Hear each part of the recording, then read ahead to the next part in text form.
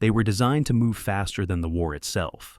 When the Second World War began, German Panzer divisions embodied a new idea of conflict, one built on speed, coordination, and shock rather than mass and patience. Steel did not advance alone. Tanks moved with infantry, artillery, engineers, and radios tied together in a system meant to collapse enemies before resistance could organize. For a brief, devastating window of time, it worked.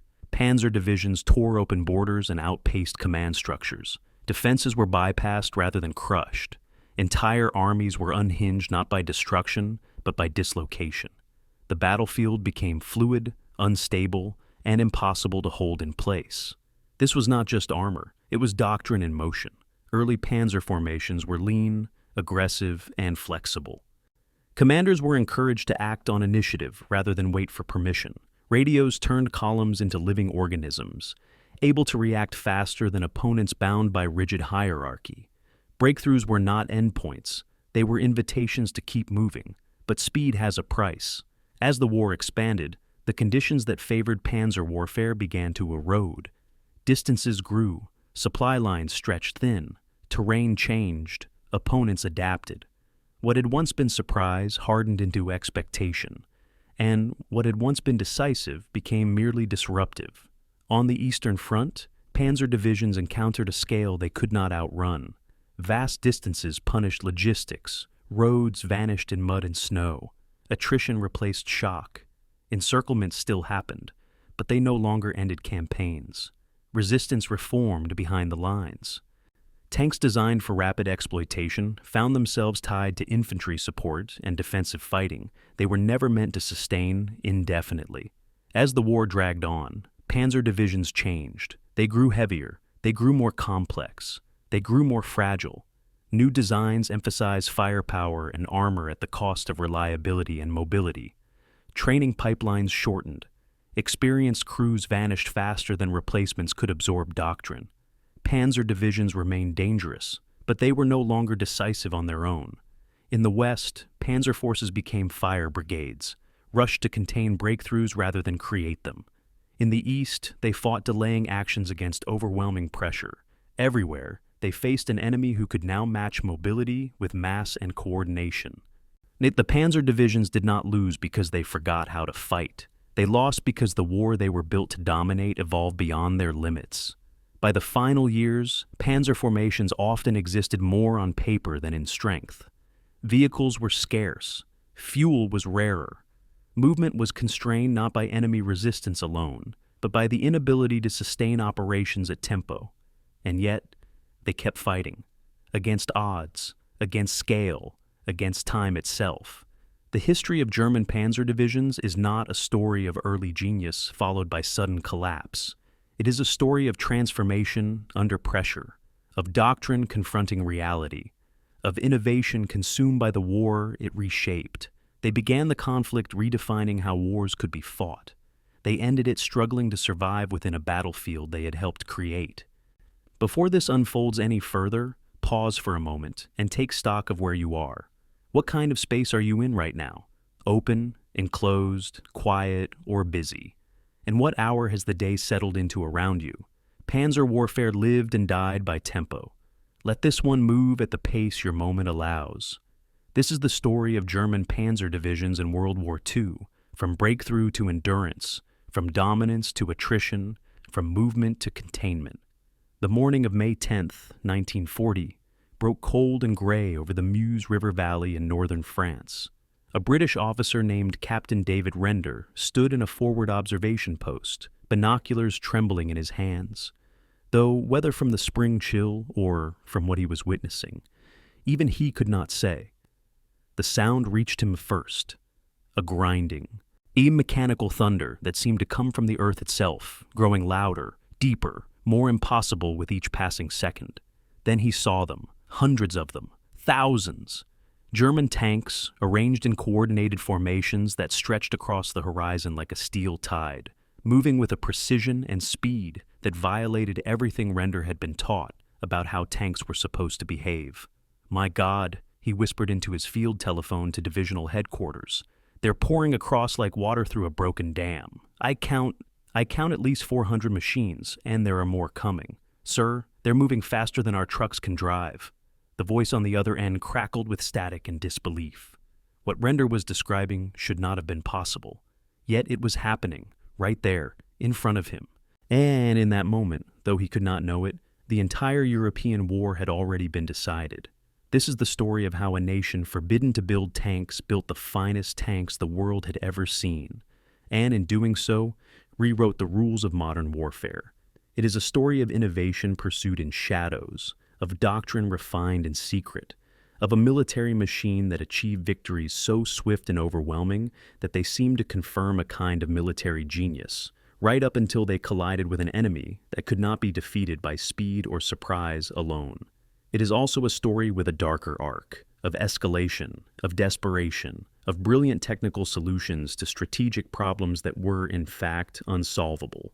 And it is, in the end, a cautionary tale about what happens when even the most advanced military machine confronts mathematical inevitability. Germany would build roughly 25,000 tanks during the entire war. The Soviet Union would build more than 61,000. The United States would produce over 70,000. Against those numbers, no amount of innovation, no matter how revolutionary, would ever be enough. But we are getting ahead of ourselves. To understand how Germany became the master of tank warfare in 1940, we must first understand what Germany was not allowed to be. After the First World War, after the slaughter in the trenches, after millions had died in a conflict that destroyed empires and redrew maps with blood, the victorious Allied powers wrote a peace treaty designed to ensure that Germany could never wage war on that scale again. The Treaty of Versailles, signed in 1919, was a document of extraordinary punitive detail.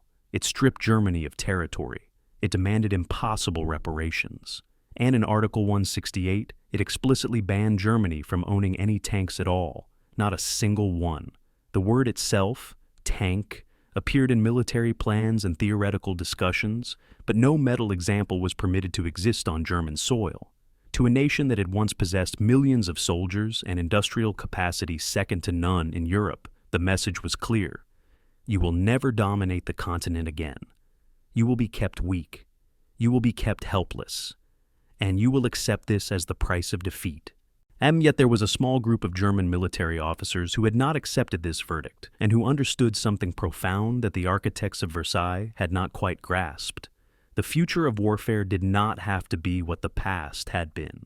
In 1923, a Prussian officer named Oswald Lutz was appointed to head the motorized forces of the Reichswehr, the limited German army that Versailles permitted to exist. Lutz was methodical, brilliant, and possessed of a quality that would prove essential in the decades to come: patience. He could not build tanks in Germany, so he looked elsewhere.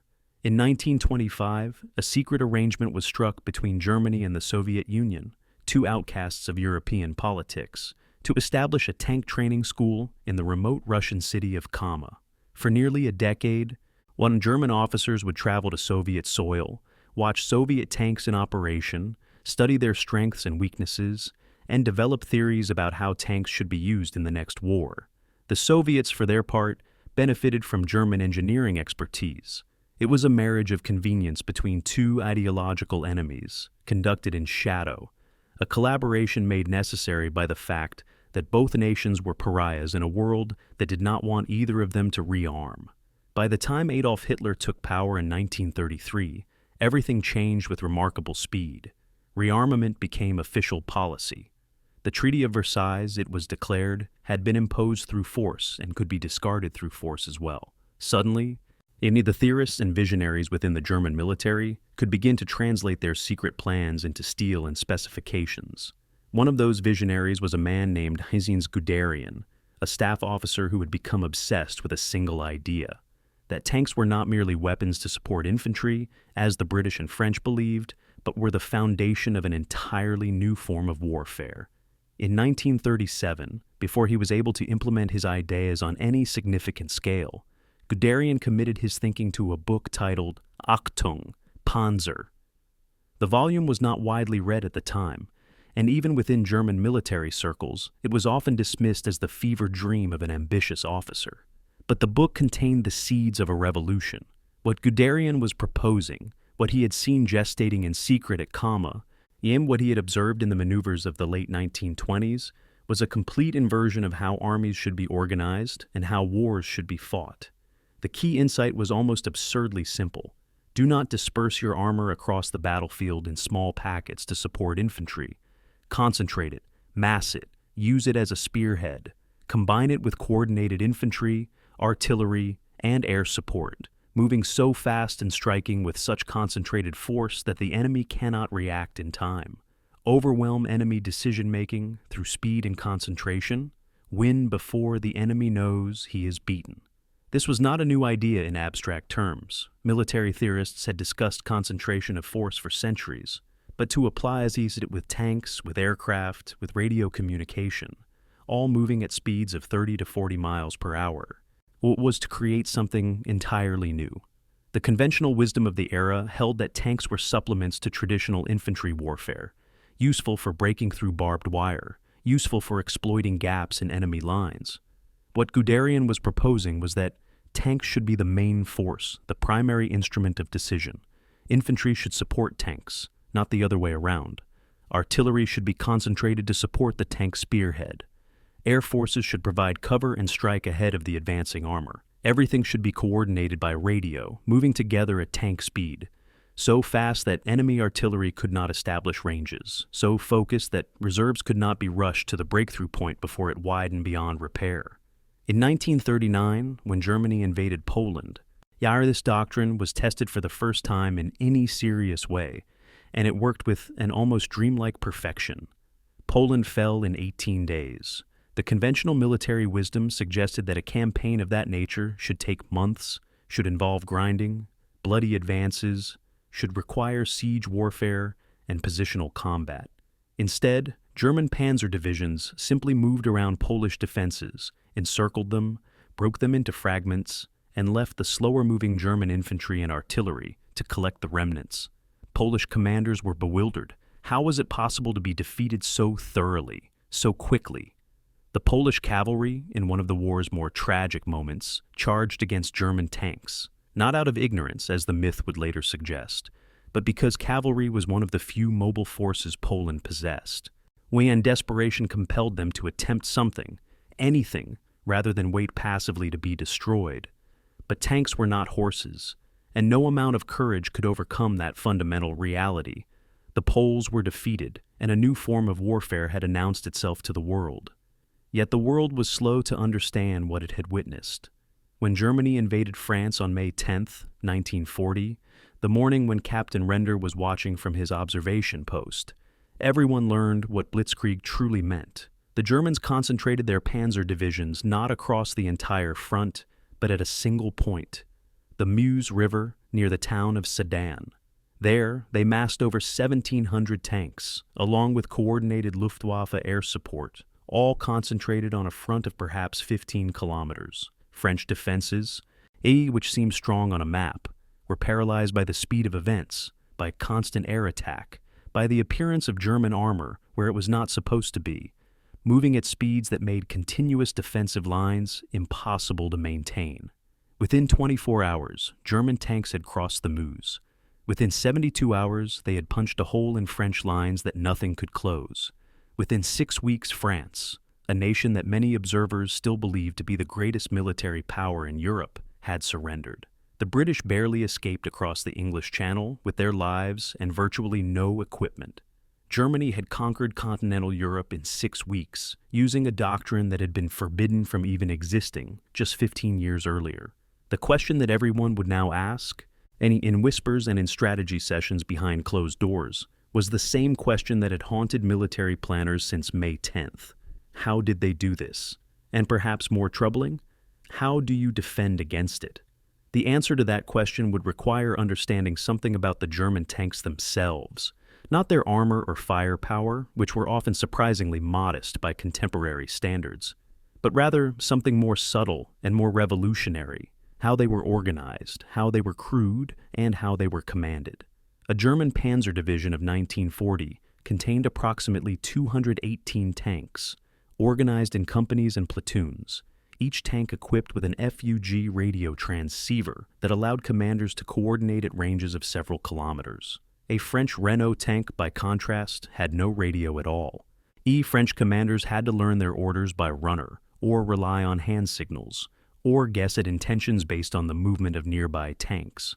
By the time a French commander understood what was happening and attempted to respond, the entire German formation had already moved somewhere else. This single fact, that German tanks could communicate and coordinate while French tanks operated in isolation, multiplied the effective power of German armor by factors that were difficult even to calculate.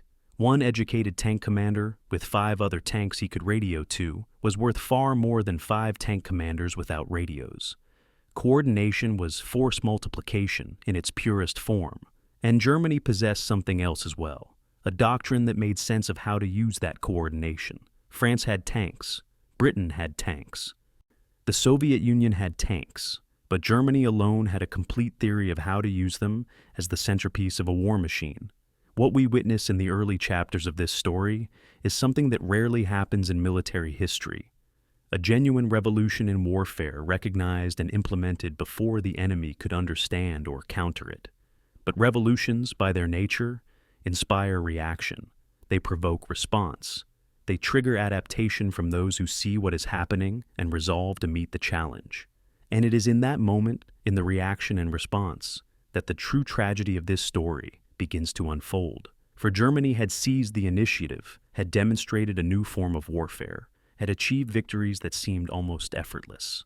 But those victories contained within them the seeds of eventual defeat. Thus, the speed that won in 1940 would become a liability in 1943. The light tanks that were so agile would need to be replaced with heavier machines to match Soviet armor. The doctrine that relied on surprising a complacent enemy would fail utterly against an enemy that was prepared, that had learned the lessons of Germany's victories, and that possessed industrial capacity that Germany could never hope to match. This is the arc we will follow across the chapters ahead. The genesis of a revolutionary doctrine, its seemingly invincible application, its collision with a worthy opponent, the technological escalation that followed, and finally, the mathematical inevitability that not even the most brilliant doctrine or the most advanced technology could overcome. The Panzerwaffe's story is the story of military genius meeting historical reality, and reality, in the end, always wins. The document was written in careful, precise German, and its message was unmistakable in its finality. Article 168 of the Treaty of Versailles, signed on June 28, 1919, in the Great Hall at Versailles, where the Sun King had once held court, made explicit what the victorious powers wanted to ensure above all else. Germany would never again possess tanks. Not for training, not for development, not for any purpose whatsoever. The German delegation that signed this treaty, men who had watched their country's army shatter against the artillery of the Western Front, who had seen the peace come not from weakness on the battlefield, but from exhaustion, starvation, and social collapse, had little choice but to accept the humiliation. A nation in ruins does not negotiate from a position of strength. But reading that article, General von Seeckt, the man tasked with rebuilding whatever military force Germany was permitted to keep, understood something that the treaty's architects may have overlooked. Prohibitions are merely challenges to those clever enough to work around them, and the German officer corps, despite everything, still possessed something invaluable: intellectual capital, engineering expertise, and a very long historical memory about how empires were rebuilt after catastrophic defeat. The Reichswehr of the 1920s was a ghost of the great Imperial German army that had nearly defeated all of Europe. Limited by Versailles to 100,000 men, but forbidden nearly every weapon of modern warfare, watched constantly by Allied inspectors, it was a military force that existed more on paper than in reality. Yet within this constrained framework, a vision began to form. The officers of the Reichswehr were not men who had given up on the idea of German military strength. They had merely accepted for the moment that rebuilding could not happen openly in the light, where Allied inspectors could object. It would have to happen in shadow, in secret, in collaboration with unlikely partners. In 1923, when Oswald Lutz was appointed to command the motorized forces of this truncated army, He brought with him an understanding that the future of warfare lay in mechanical mobility, in speed, in concentration of force. Lutz had studied the Western Front, and he had seen how cavalry had been rendered obsolete by machine guns and barbed wire. He understood that traditional infantry tactics, which had served the German army for centuries, were now hopelessly anachronistic. What was needed was something entirely new. Machines that could move fast enough to bypass enemy defenses, strong enough to break through prepared positions, coordinated well enough to act as a unified spearhead rather than disconnected individual weapons. The problem, of course, was that Germany was not allowed to build tanks, so Lutz and the officers working under him, men whose names would later become synonymous with the Panzerwaffe, began to work around this restriction through a remarkable arrangement with an equally unlikely partner. The Soviet Union, like Germany, was an outcast in European politics, awed, despised by the Western powers, isolated and suspicious. In 1925, Germany and the Soviet Union signed a secret agreement to establish a tank training school in the remote Russian city of Kama, far from the prying eyes of Allied inspectors, in a location that would not attract international attention. For nearly a decade, small groups of German officers made their way to Kama under cover of innocuous traveling arrangements. They would study at the school, watch Soviet tanks in operation, learn directly from machines that Germany was forbidden to build. In exchange, Germany shared its engineering expertise, its understanding of mechanical design, its innovations in steel production and manufacturing. It was a collaboration between ideological enemies, made necessary by the fact that both were enemies of the existing order, that both had been cast out from respectable society, both needed to rebuild their military capacity before a new conflict emerged. By the late 1920s, the reality of international politics began to shift slightly in Germany's favor, though few understood it at the time. Italy, under Mussolini, had been alienated from Western Europe and was moving into alignment with Germany. The Soviet Union, under Stalin, began the devastating collectivization of agriculture and the purges that would kill millions of its own citizens. And in Germany itself, economic desperation was creating conditions in which radical political movements that promised strength, that promised to overturn Versailles, that promised restoration of national pride, began to gain traction. By 1933, when Adolf Hitler took power, when the National Socialist Party moved from the margins of German politics to absolute control of the state, the entire strategic landscape changed in an instant.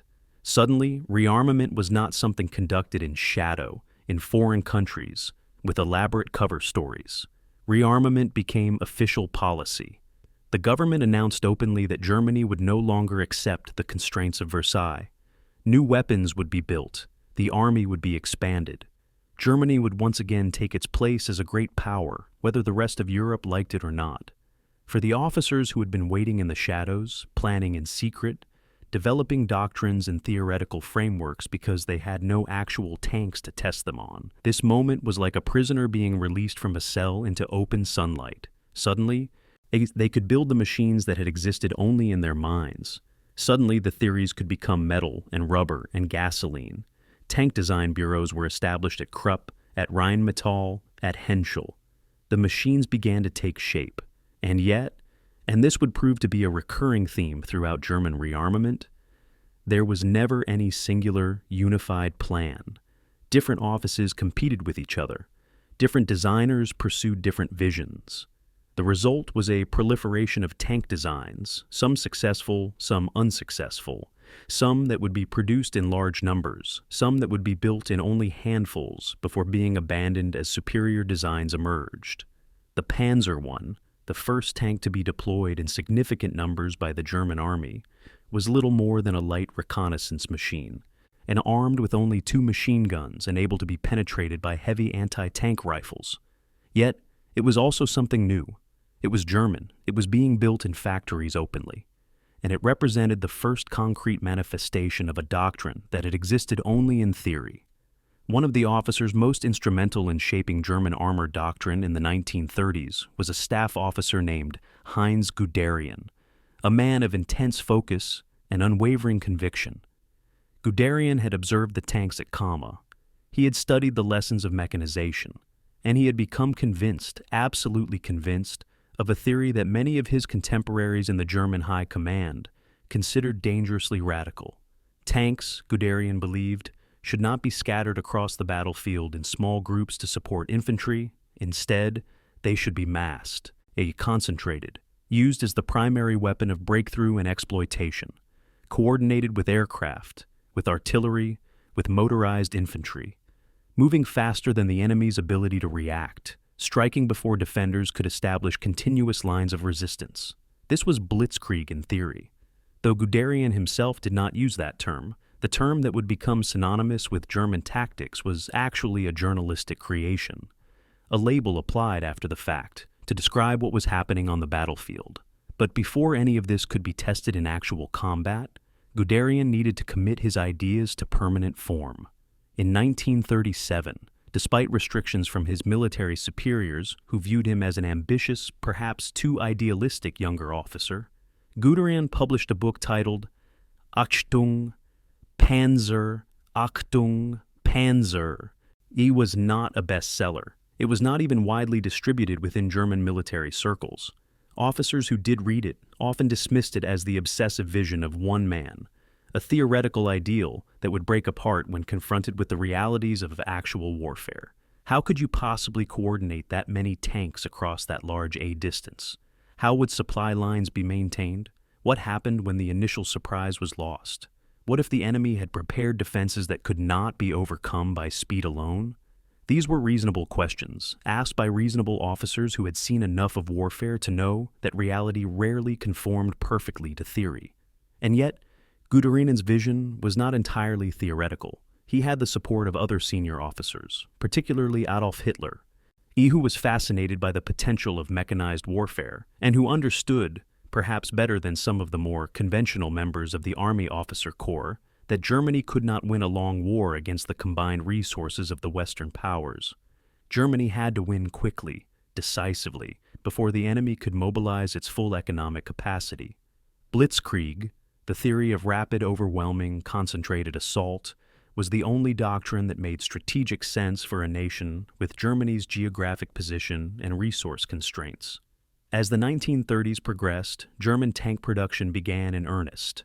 The Panzer I was followed by the Panzer II, a slightly heavier machine with better armor and a small cannon in addition to machine guns.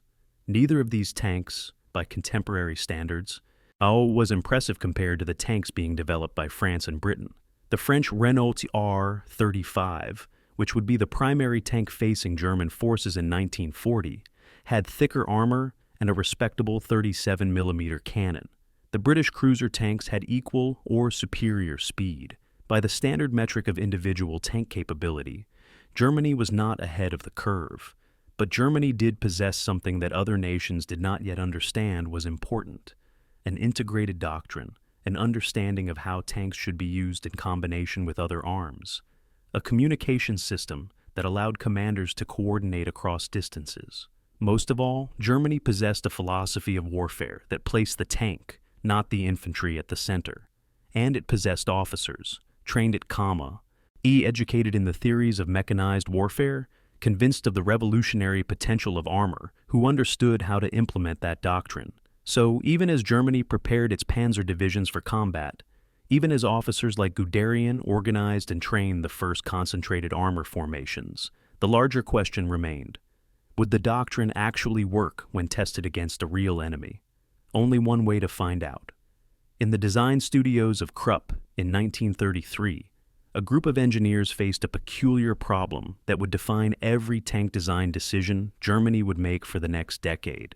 The Reichswehr had issued specifications for a new tank, a machine that would fill a specific role in the emerging doctrine of mechanized warfare.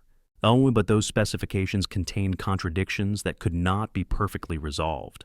Compromises would have to be made, and the choices made in resolving those contradictions would determine not whether a tank could defeat another tank in direct combat, but whether an entire doctrine of warfare could function in practice.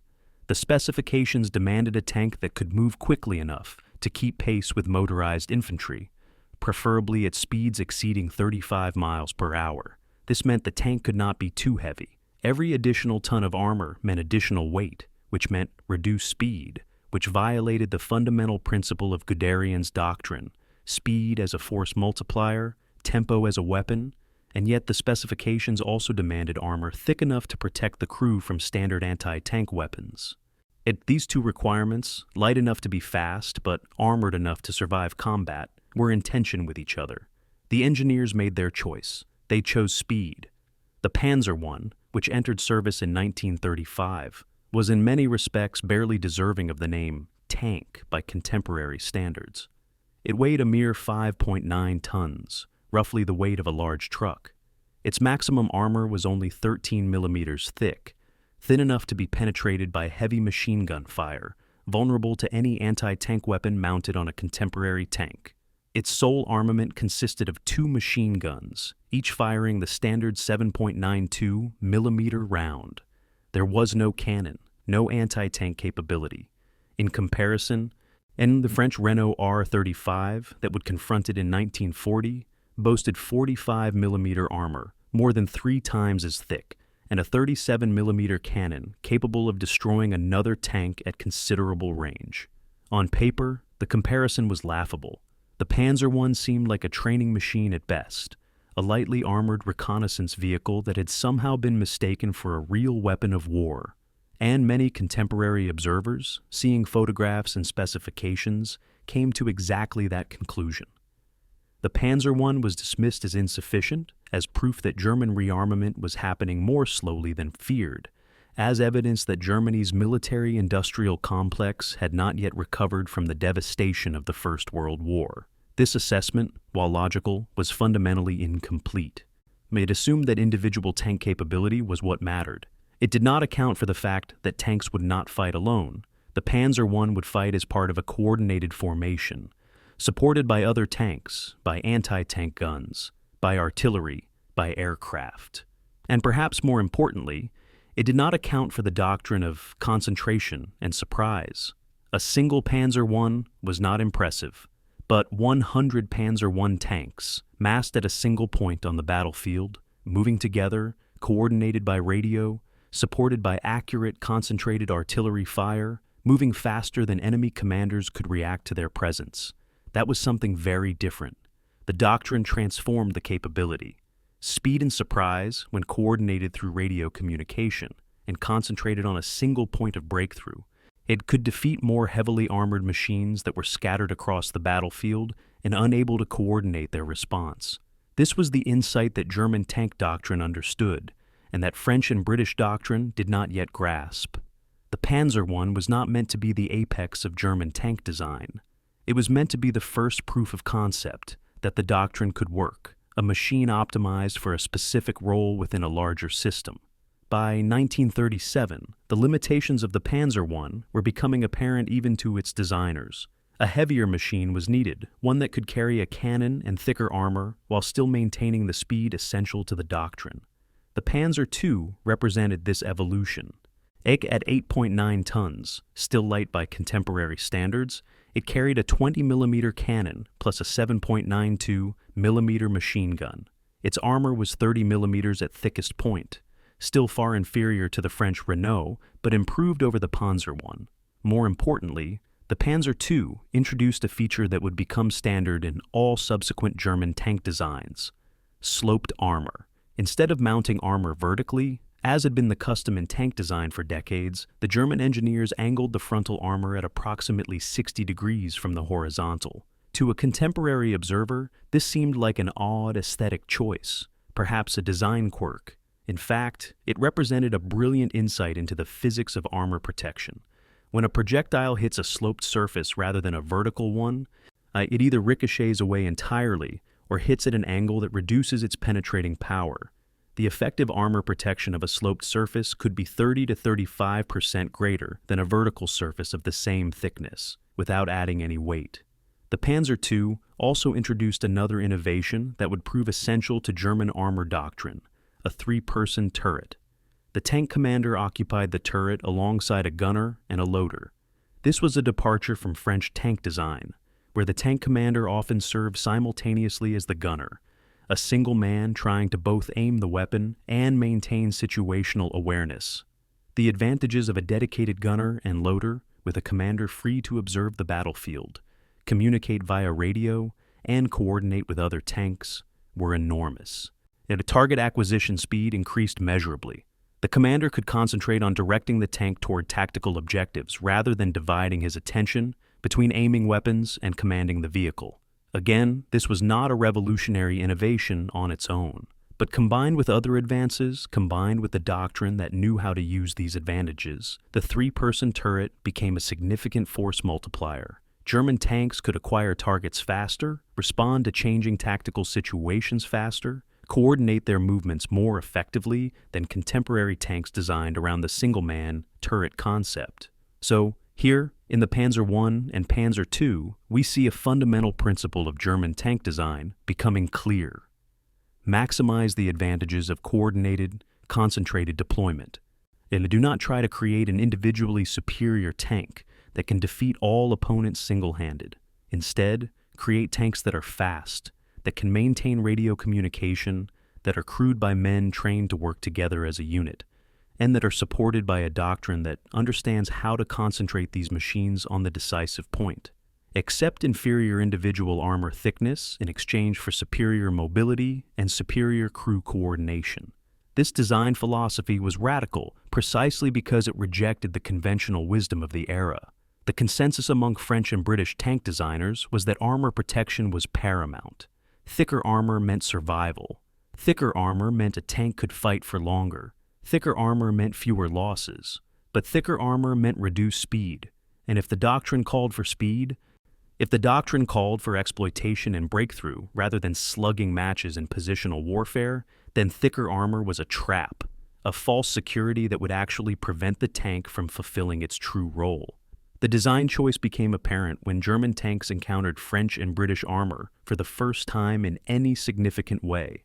Not in France in 1940, but in Spain, where Germany and Italy were supporting Francisco Franco's nationalist forces against the Spanish Republic in 1936 to 1939. The Spanish Civil War, from the perspective of military innovation, was enormously valuable to Germany. German pilots could test the Messerschmitt fighter aircraft against Republican Soviet-supplied machines. German anti-tank crews could learn about defensive tactics against armor.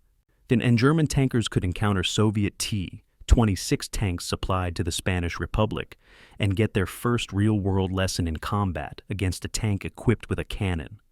The Panzer I, when facing a Soviet T-26, discovered a harsh truth. Its machine guns could not penetrate the Soviet tank's armor. The T-26's 40mm cannon could easily destroy the Panzer I. In terms of pure tank versus tank combat, the Panzer I was inferior. German observers and designers took note of this disparity, recognized that heavier armor and better weaponry would be essential in future conflicts, and began planning for more heavily armed and armored machines. Yet, even as designs for heavier tanks were being developed, designs that would eventually become the Panzer III, the Panzer IV, and later the famous Panther and Tiger, the fundamental design philosophy of German armor remained consistent: mobility and coordination as the foundation of doctrine. The Panzer III and Panzer IV, which would be the workhorses of the German Panzerwaffe in the early years of the Second World War, maintained the three-person turret, maintained sloped armor, maintained the emphasis on radio communication and crew coordination. Both were heavier and more heavily armored than the Panzer I or II. Both carried more powerful cannons, but both were also lighter and faster than their contemporary French and British equivalents. The trade-off was always the same: sacrifice individual armor protection and firepower in exchange for the mobility and coordination that the doctrine required. This was not a design decision made from weakness or constraint. Although German industrial capacity was indeed limited compared to the Soviet Union or the United States, it was a conscious choice, made deliberately by German designers and military planners who understood that in a contest of industrial capacity, Germany could never win. Germany could only win if it could defeat enemies faster than those enemies could mobilize their full industrial capacity. Speed and surprise and concentration of force. These were the only advantages available to a nation that, in a protracted war, would be overwhelmed by the sheer productive capacity of larger, wealthier rivals. By 1938 and 1939, as Germany prepared for conflict with Poland and then with France, the German Panzerwaffe possessed a small number of increasingly capable tanks, and all designed according to the same underlying philosophy. All crewed by officers and men, trained in a doctrine that was revolutionary in its emphasis on rapid exploitation and concentrated breakthrough. The tanks themselves were not, on paper, superior to British and French tanks. In many respects, they were inferior, lighter armored, carrying guns that were not as powerful, lacking the thickness of steel that tank designers of other nations believed essential to survival in combat. But Germany possessed something that no other nation possessed: a complete system, a doctrine that understood how to use coordinated armor for rapid, overwhelming assault, backed by air power, supported by motorized infantry, sustained by a supply system optimized for exploitation rather than positional warfare. That if the question that remained to be answered was whether this system could actually work in practice, the test would come very soon, and the results would shock the world. In a command post outside Berlin in 1937, Heinz Guderian sat before a map of Eastern Europe and contemplated a vision that seemed to most of his fellow officers to border on the fantastic. This map showed not the actual geography of nations and borders, but a theoretical battlefield, a space in which German tanks, concentrated and coordinated, would move at speeds that seemed impossible by conventional military standards. Guderian's notes, which would eventually be compiled into the book Achtung, Panzer, outlined a doctrine that was almost mathematical in its precision: how to calculate the necessary concentration of force, how to maintain supply lines during rapid advances, how to coordinate ground forces with air support, how to maintain the momentum once a breakthrough had been achieved. The central premise was disarmingly simple. War was not primarily about casualty rates or holding terrain. War was about disrupting the enemy's decision-making process so completely that he could not react effectively to your actions. If you could move faster than your enemy could think, if you could concentrate force at points of your choosing, while the enemy was still deciding where to defend, then individual battles became almost irrelevant. The enemy would be defeated strategically by being unable to respond to your movements before he was ever defeated tactically. Conventional military wisdom said this was impossible. A well-led army, even one caught by surprise, could establish new defensive lines, could bring reserves forward, could restore order from initial chaos. This had been the pattern of the Western Front in the First World War, where massive artillery bombardments followed by infantry assaults had failed to break through carefully prepared trenches. The defenders always had the advantage in a war of position, because fortifications multiplied their defensive power, because reserves could be shifted along interior lines, because a defending force that retreated but remained intact could always establish new positions. What Guderian was proposing was to break this pattern entirely by not fighting the kind of battle that military theory said you should fight. Instead of assault against fortifications, use speed and concentration to get behind fortifications, or bypass them entirely. Instead of trying to break through prepared lines, find weak points, punch through them, and keep moving. Move so fast that the enemy's rear areas become part of the active theater of operations. Destroy supply lines, disrupt command and control, create chaos in the enemy's administrative apparatus while the enemy is still trying to figure out where your main force is. This was revolutionary, not because it relied on tanks, but because it treated speed and tempo and decision-making disruption as more important than battlefield tactics in the traditional sense. The doctrine required several specific technical and organizational prerequisites.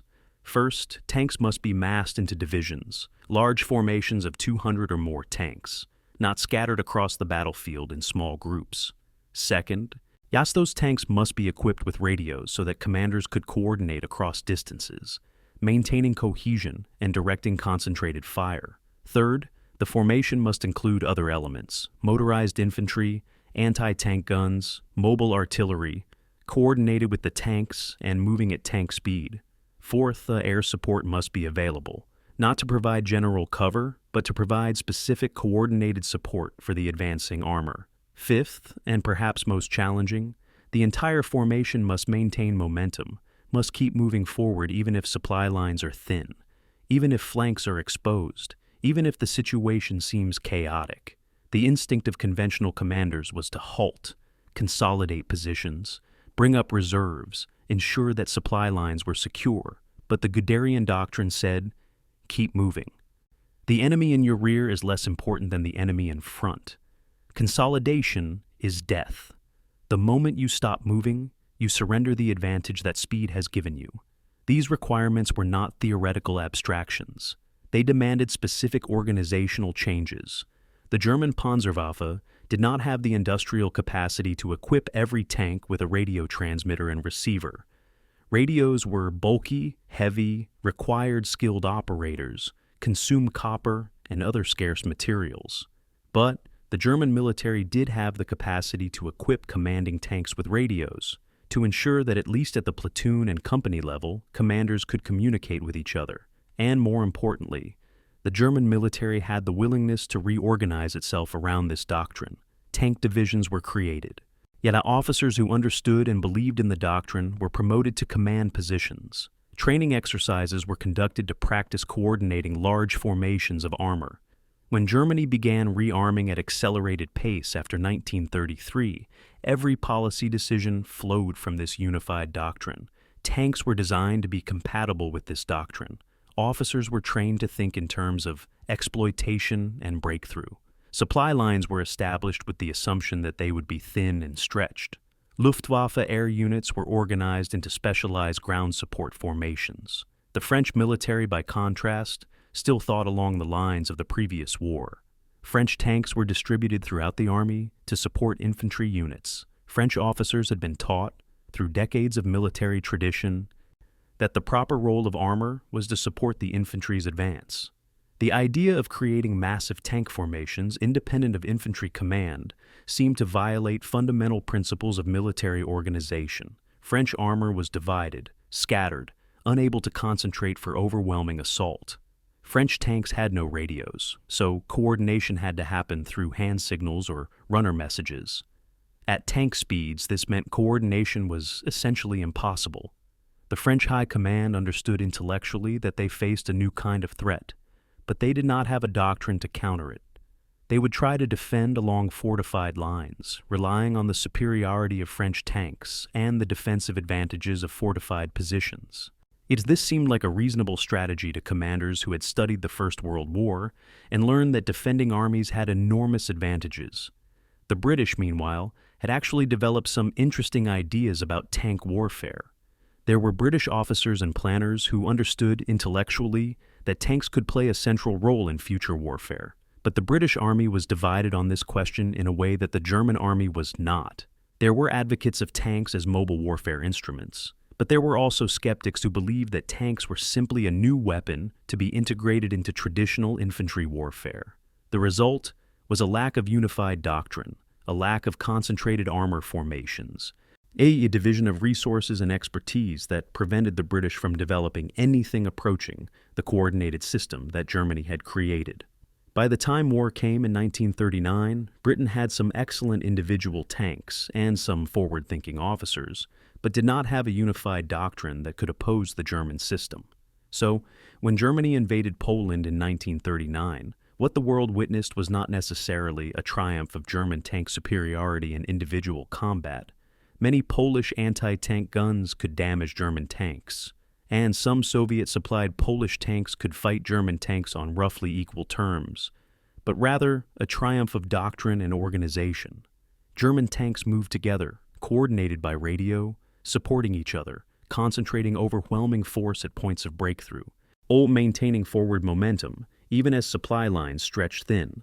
Polish cavalry, Polish infantry, Polish counterattacks, all were designed for a kind of warfare where units moved at the speed of marching men and where coherent defensive lines could be established and held. The German doctrine operated at a completely different tempo. By the time Polish commanders realized what was happening, the situation had already changed.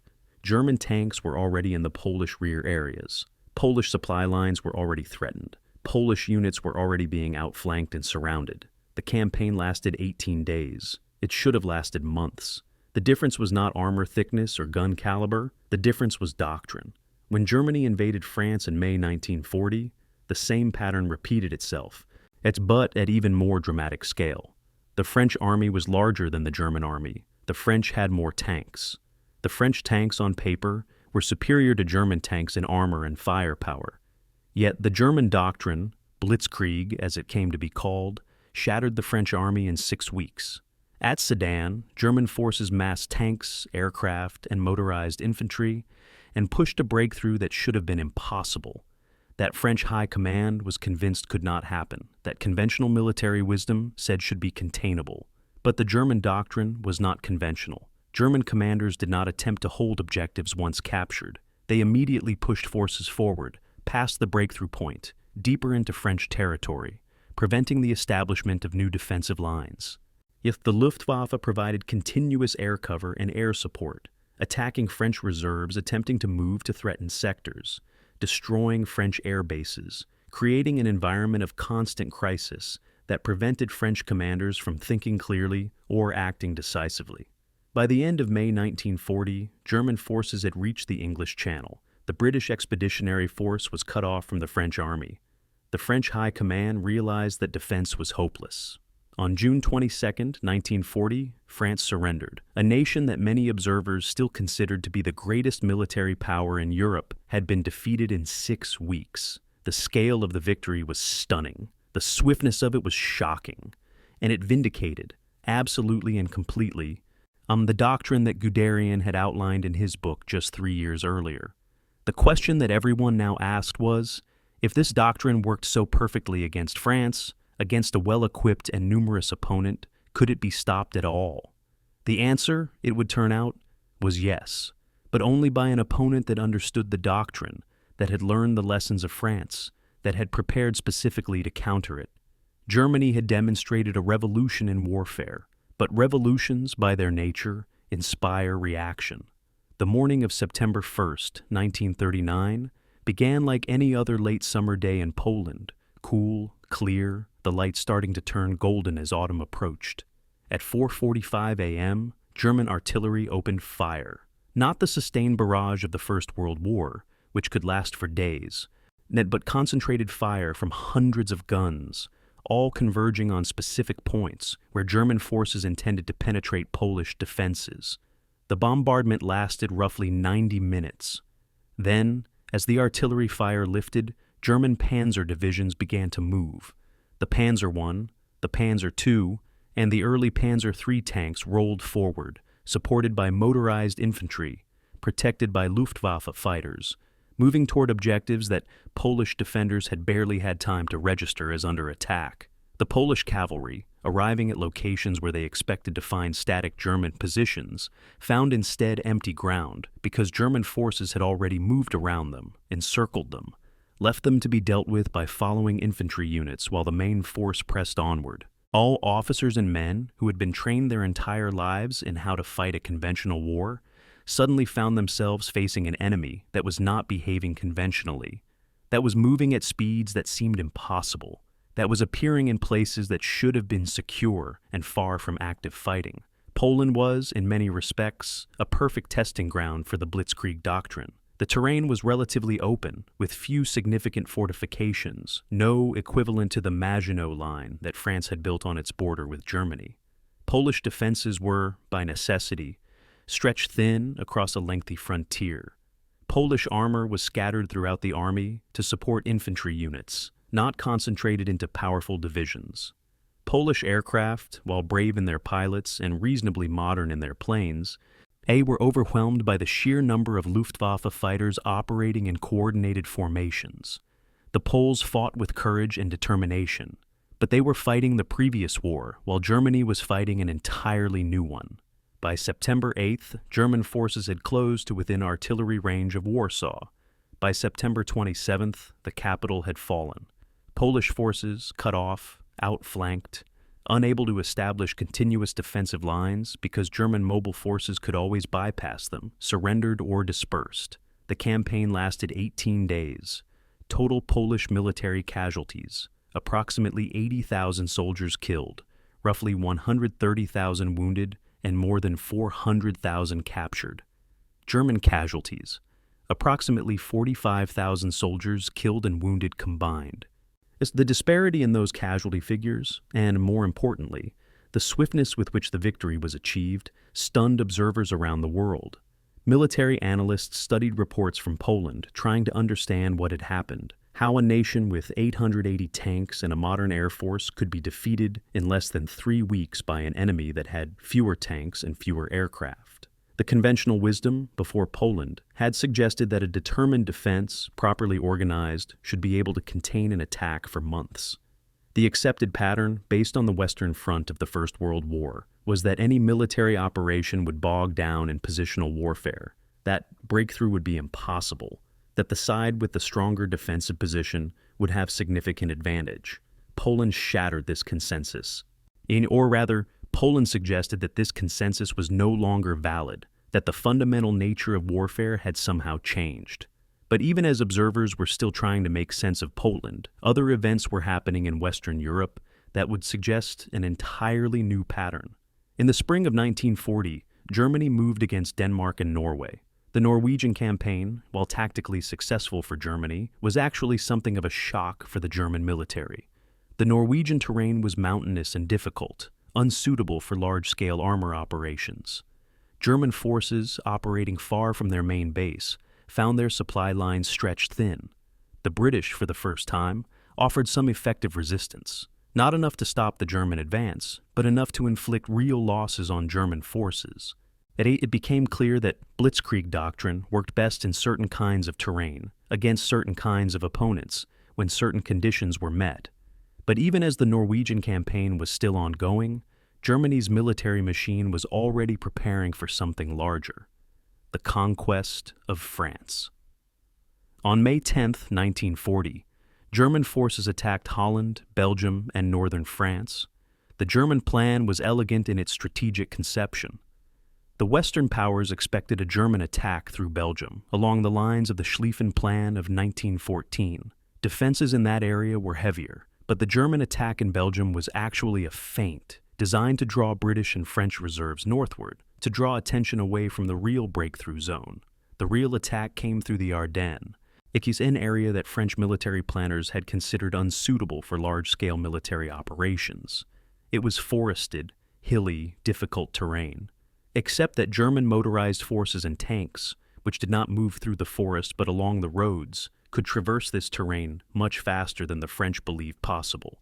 German forces under General Erich von Manstein punched through thinly held French positions in the Ardennes and drove toward the Meuse River.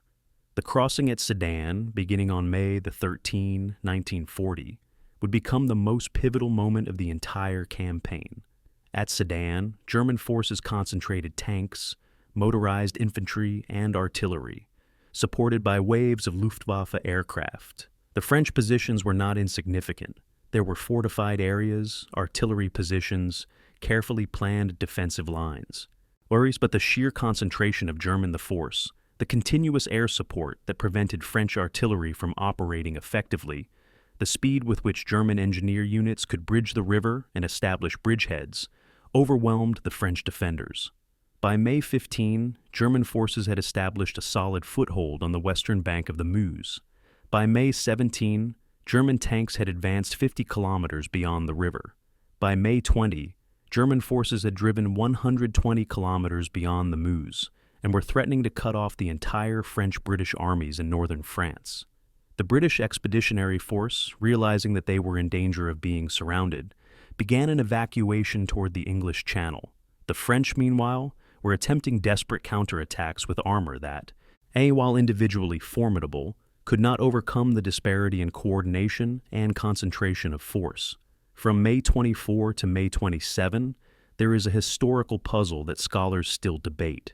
German tanks, having driven toward the English Channel and now being in a position to deliver a knockout blow against the trapped British forces, suddenly halted. The precise reasons for this halt remain unclear. Some historians argue that Hitler wanted to preserve the German army for future operations, that he wanted to leave the British intact as potential negotiating partners, that he was concerned about supply lines becoming too stretched. Others argue that the German army's own momentum and organization had simply reached a point of exhaustion, that the speed of advance had outpaced supply.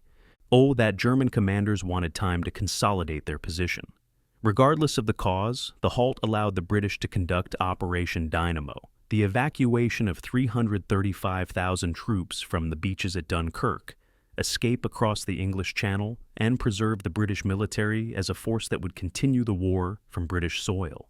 If the German forces had continued their advance, if the British Expeditionary Force had been destroyed or forced to surrender, the entire war might have taken a different direction. But even with this halt, even with the British escape at Dunkirk, the German victory in France was overwhelming and complete. By June 4th, 1940, German forces had overcome all organized French resistance. By June 22, France had signed an armistice. The German Wehrmacht had conquered continental Europe from the Atlantic to the Soviet border in roughly 8 weeks. It was a military victory of truly historic proportions, and every element of that victory flowed from the doctrine that had been developed in secret during the 20s and 30s, tested in Poland, and now proven conclusively in France. Blitzkrieg, rapid, concentrated, coordinated assault, had worked. It had worked against a numerically comparable opponent. It had worked despite German tanks being, on average, slightly inferior to French tanks in armor protection. It had worked because of superior doctrine, superior coordination, superior understanding of how to concentrate force at the decisive point. The entire German military establishment, from Hitler himself down to individual tank crews, had been vindicated. Then they had taken a doctrine that many skeptics said would not work, that many traditionalists thought was foolish, and they had used it to defeat the greatest military power on the continent. The question that followed this tremendous victory was almost inevitable. If Blitzkrieg could defeat France, could anything stop it? If Germany had discovered a new form of warfare that gave it such overwhelming advantage, did any opponent have the capacity to resist? These were the questions that German military planners were asking as 1940 moved toward 1941. And these were the questions that would receive a very different answer than the German High Command was expecting. For Germany had defeated France and Britain in their moment of relative unpreparedness. Germany had achieved total surprise. Germany had operated at a tempo that no opponent had yet learned to match. But Germany was about to face an opponent that was 10 times more dangerous. An opponent with unlimited territory to retreat into, with industrial capacity to replace losses, with a population that could absorb casualties at scales that would have destroyed any Western nation, and with leaders that had no intention of surrendering or negotiating. Germany was about to meet the Soviet Union. On June 22, 1941, the sun rose over the Soviet western frontier on a landscape that was about to become the largest battlefield in human history. At 4 o'clock in the morning, German artillery opened fire along a front line stretching more than 1,000 kilometers from the Baltic to the Black Sea. The bombardment was unprecedented in scale. Roughly 3 million German soldiers, supported by more than 3,000 tanks, were attacking across a front so vast that it made the campaigns in Poland and France seem almost provincial by comparison. The doctrine that had proven so devastatingly effective against France was now being applied against the Soviet Union. German commanders were confident, even ebullient. The High Command's estimate was that the Soviet Union could be defeated in anywhere from 8 to 10 weeks. This seemed reasonable. The Soviet army had performed poorly against Finland in 1939, showing tactical confusion and poor coordination. German military planners believed that the Soviet system, for all its massive industrial capacity, was fundamentally weak. That its army would collapse under the shock of concentrated German assault, that the regime would fall apart if the military was defeated. What German commanders did not fully understand, or did not wish to acknowledge, was that they were preparing to fight not merely a military opponent, but a state that had been preparing for this war for years, that possessed intelligence networks that allowed it to know approximately when the attack was coming, that had drawn detailed conclusions from observing German tactics in France. Soviet military planners had analyzed the collapse of France. They had studied how Blitzkrieg worked, and they had drawn a simple but profound conclusion. Never again would they fight the kind of mobile warfare that the Germans excelled at. Instead, they would trade space for time. They would retreat. It's drawing German forces deeper into Soviet territory. stretching German supply lines thinner and thinner while building defense lines in depth, preparing fortifications, concentrating reserves that would eventually counterattack when German momentum was exhausted. This was not the defense of choice. It was a defense born of desperation and necessity. But it was a defense that was specifically designed to counter the doctrine that had defeated France. In the opening weeks of Operation Barbarossa, as the German campaign was officially called, Blitzkrieg seemed to work yet again. German armor, concentrated and coordinated, overwhelmed Soviet defensive positions. German mobile forces encircled Soviet armies, cutting off retreat routes, forcing massive surrenders. In some sectors, German armies advanced 100 kilometers or more per day. The Soviet Air Force was destroyed in the opening days, as Luftwaffe fighters caught Soviet aircraft on the ground and shot them down in massive numbers. To an observer in June or July 1941, it appeared that the German victory was simply a matter of time, that the Soviet Union, like France, would eventually collapse under the weight of coordinated German assault. But something very different was actually happening below the surface of those headline events. The first sign of trouble appeared in late June 1941, when German tank crews and infantry reported encountering a new Soviet tank that they had never seen before.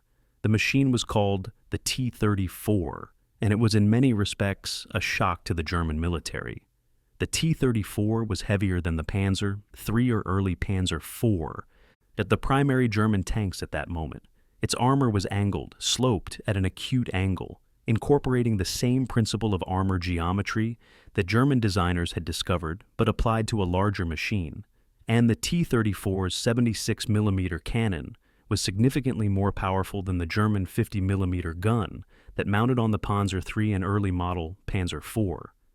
When German anti-tank guns tried to engage T-34 tanks, shells often bounced off the sloped armor, ricocheting away harmlessly. Even the German 37mm anti-tank gun, which had been adequate against French and Polish tanks, proved essentially useless against the T-34. A German tank commander, in a letter to his family, expressed the growing concern. "We are encountering tanks we have never seen before.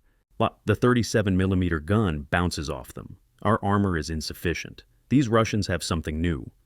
The existence of the T-34 was not entirely unknown to German intelligence. Soviet tank development had been documented, and German military planners had some awareness that the Soviets were developing heavier tanks. But the shock was not that the T-34 existed, but rather that Soviet forces seemed to have vast numbers of them, that they were being deployed on the front in increasing quantities, and that German armor seemed to have no adequate counter.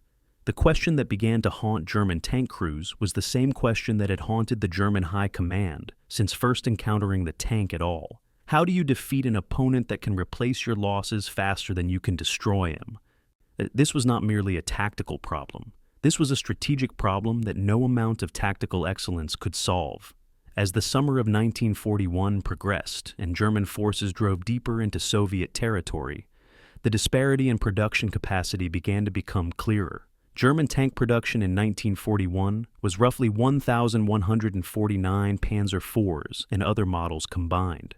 Soviet tank production in 1941 was approximately 4,247 T-34 tanks, plus another 1,800 light tanks and other models. The Soviet Union was producing roughly 4 times as many tanks as Germany, and the Soviet tanks were increasingly equipped with better guns, better armor, better designs than the German machines. And these were only the tanks that made it to the front. Soviet factories were also replacing tanks that had been captured or destroyed. If Germany destroyed a Soviet tank, it could take 6 to 12 months to replace it through new production. Soviet losses in human terms were catastrophic. The Soviet Union lost thousands of men daily in the early months of 1941, and Soviet casualty rates would eventually reach scales that seemed almost incomprehensible. But Soviet leadership had decided, apparently, that human casualties were an acceptable price for defeating the German invasion. By December 1941, barely 6 months after the invasion began, German military planners were confronting a nightmare scenario.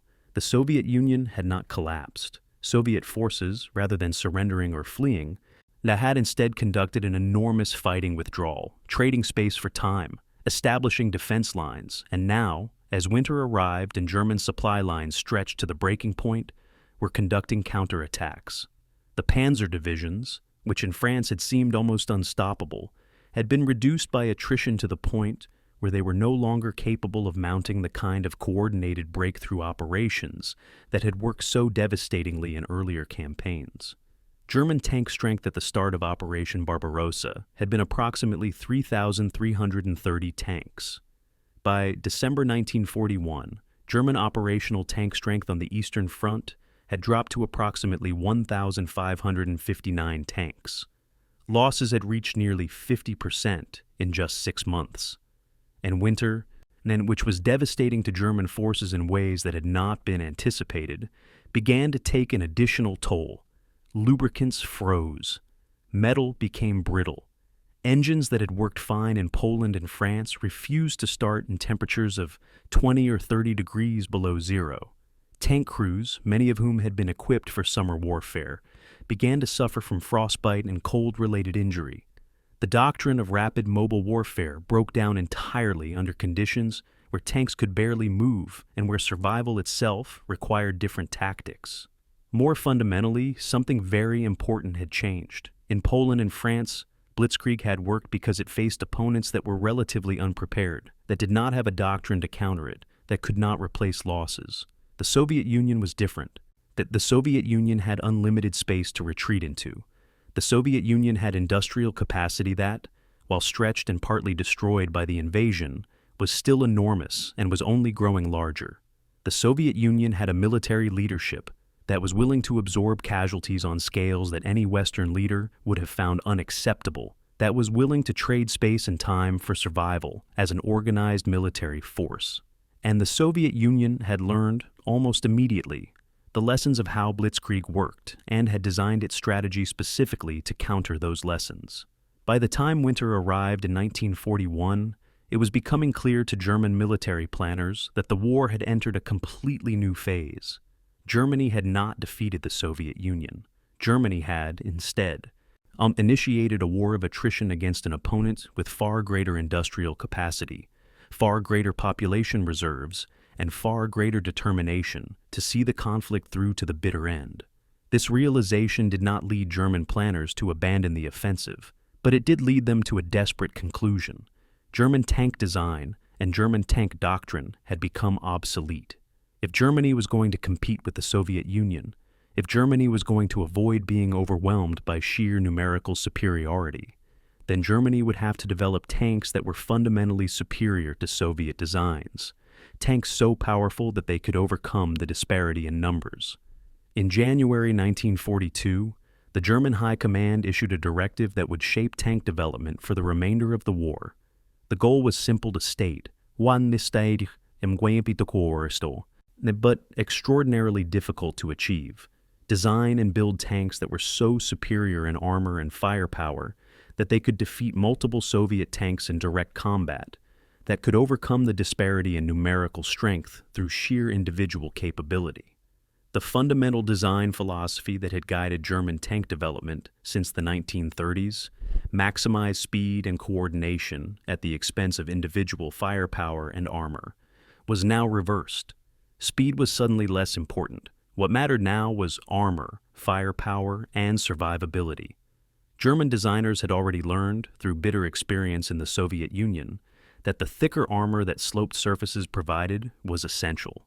Now German tanks would also need to mount significantly more powerful guns and be able to withstand heavier Soviet anti-tank weapons. The result would be heavier, slower tanks, machines that abandoned the mobility advantage that had been fundamental to German doctrine and instead attempted to achieve superiority through raw firepower and protection. Two different design bureaus competed to develop the next-generation German tank that would address the T-34 threat. Daimler-Benz, on the one hand, proposed a design that would eventually become the Panther, the Panzer V. Krupp, on the other hand, pursued a more ambitious and ultimately more expensive design, what would become the Tiger, the Panzer VI. The competition between these designs and the decision ultimately made to produce both would have profound consequences for German tank development and ultimately for Germany's war effort. The Daimler-Benz design, the Panther, was directly inspired by the T-34. German engineers studied captured Soviet tanks, analyzed their design, and attempted to incorporate the T-34's advantages: the sloped armor, the powerful gun, the relatively efficient packaging of a powerful tank in a medium-weight chassis, while improving on Soviet design principles. The Panther was designed to be heavier than the Panzer IV, approximately 45 tons, to carry a more powerful 75mm gun, and to mount thicker armor, including heavily sloped glacis plate armor on the frontal surfaces. In terms of design philosophy, the Panther was a direct response to the T-34, an attempt to match Soviet innovation while maintaining German industrial and manufacturing standards. The Tiger design, pursued by Krupp under the direction of the famous designer Ferdinand Porsche, took a different approach. Rather than attempt to match the T-34's design philosophy, the Tiger was designed to be significantly heavier, approximately 57 tons, and to mount an even more powerful gun, the famous 88mm gun, which had proven devastatingly effective in anti-aircraft and anti-tank roles.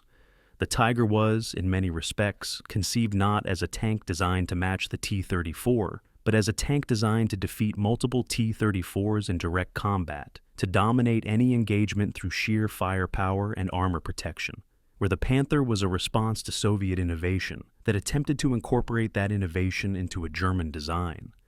The Tiger was a German solution to the Soviet problem that abandoned any attempt to match the T-34's philosophy, and instead pursued absolute superiority through brute force. Both designs were approved for production, both would eventually see combat, and both would have significant impact on the remainder of the war. The Panther, designated Panzer V AOSF. D began mass production in early 1943. Initial deployment came in May 1943 during Operation Citadel, the great tank battle at Kursk that would eventually become the largest tank engagement in history. The initial operational experience with the Panther was sobering. The design had not been fully tested or debugged before mass production began. Mechanical failures were widespread. Gearboxes proved unreliable. Transmissions broke under the stresses of combat. Steering was difficult. In the opening days of the Kursk operation, more than half of the Panther tanks deployed suffered mechanical breakdowns. The Panther that did manage to enter combat proved devastatingly effective. Its 75mm gun could penetrate Soviet armor at ranges where Soviet guns could not effectively respond. But the mechanical issues meant that at Kursk, the Panther did not have the impact that had been anticipated. The promise of the design was evident, but the execution was problematic. Over the remainder of 1943 and into 1944, the Panther's mechanical reliability improved as design flaws were addressed. The tank eventually became one of the most respected tank designs of the war, and in many assessments by both contemporary observers and modern military historians, is considered to be perhaps the most balanced all-around tank design of the Second World War. Superior to the T-34 in gunpowder and armor, nearly equal in mobility, with better manufacturing quality and reliability as the design matured. The Tiger, meanwhile, was already entering combat in limited numbers by early 1942. The Tiger was not in production in large numbers. Fewer than 200 were deployed to the Eastern Front in 1942, but the psychological impact of the Tiger was enormous. The Tiger could defeat any Soviet tank in existence in 1942 and 1943. Its 88mm gun could penetrate the T-34's armor at ranges well beyond where the T-34 could effectively respond. A Tiger could, in favorable circumstances, defeat multiple Soviet tanks before any of them could return effective fire. Tank crews armed with Tigers felt a significant psychological advantage, and stories began to circulate of individual Tiger crews, achieving kills ratios of 10 Soviet tanks for every Tiger lost. Whether these numbers were accurate is unclear. Wartime reporting often inflated successes and minimized failures, but there is no question that the Tiger was a formidable opponent, and that Soviet tank crews feared encounters with Tigers.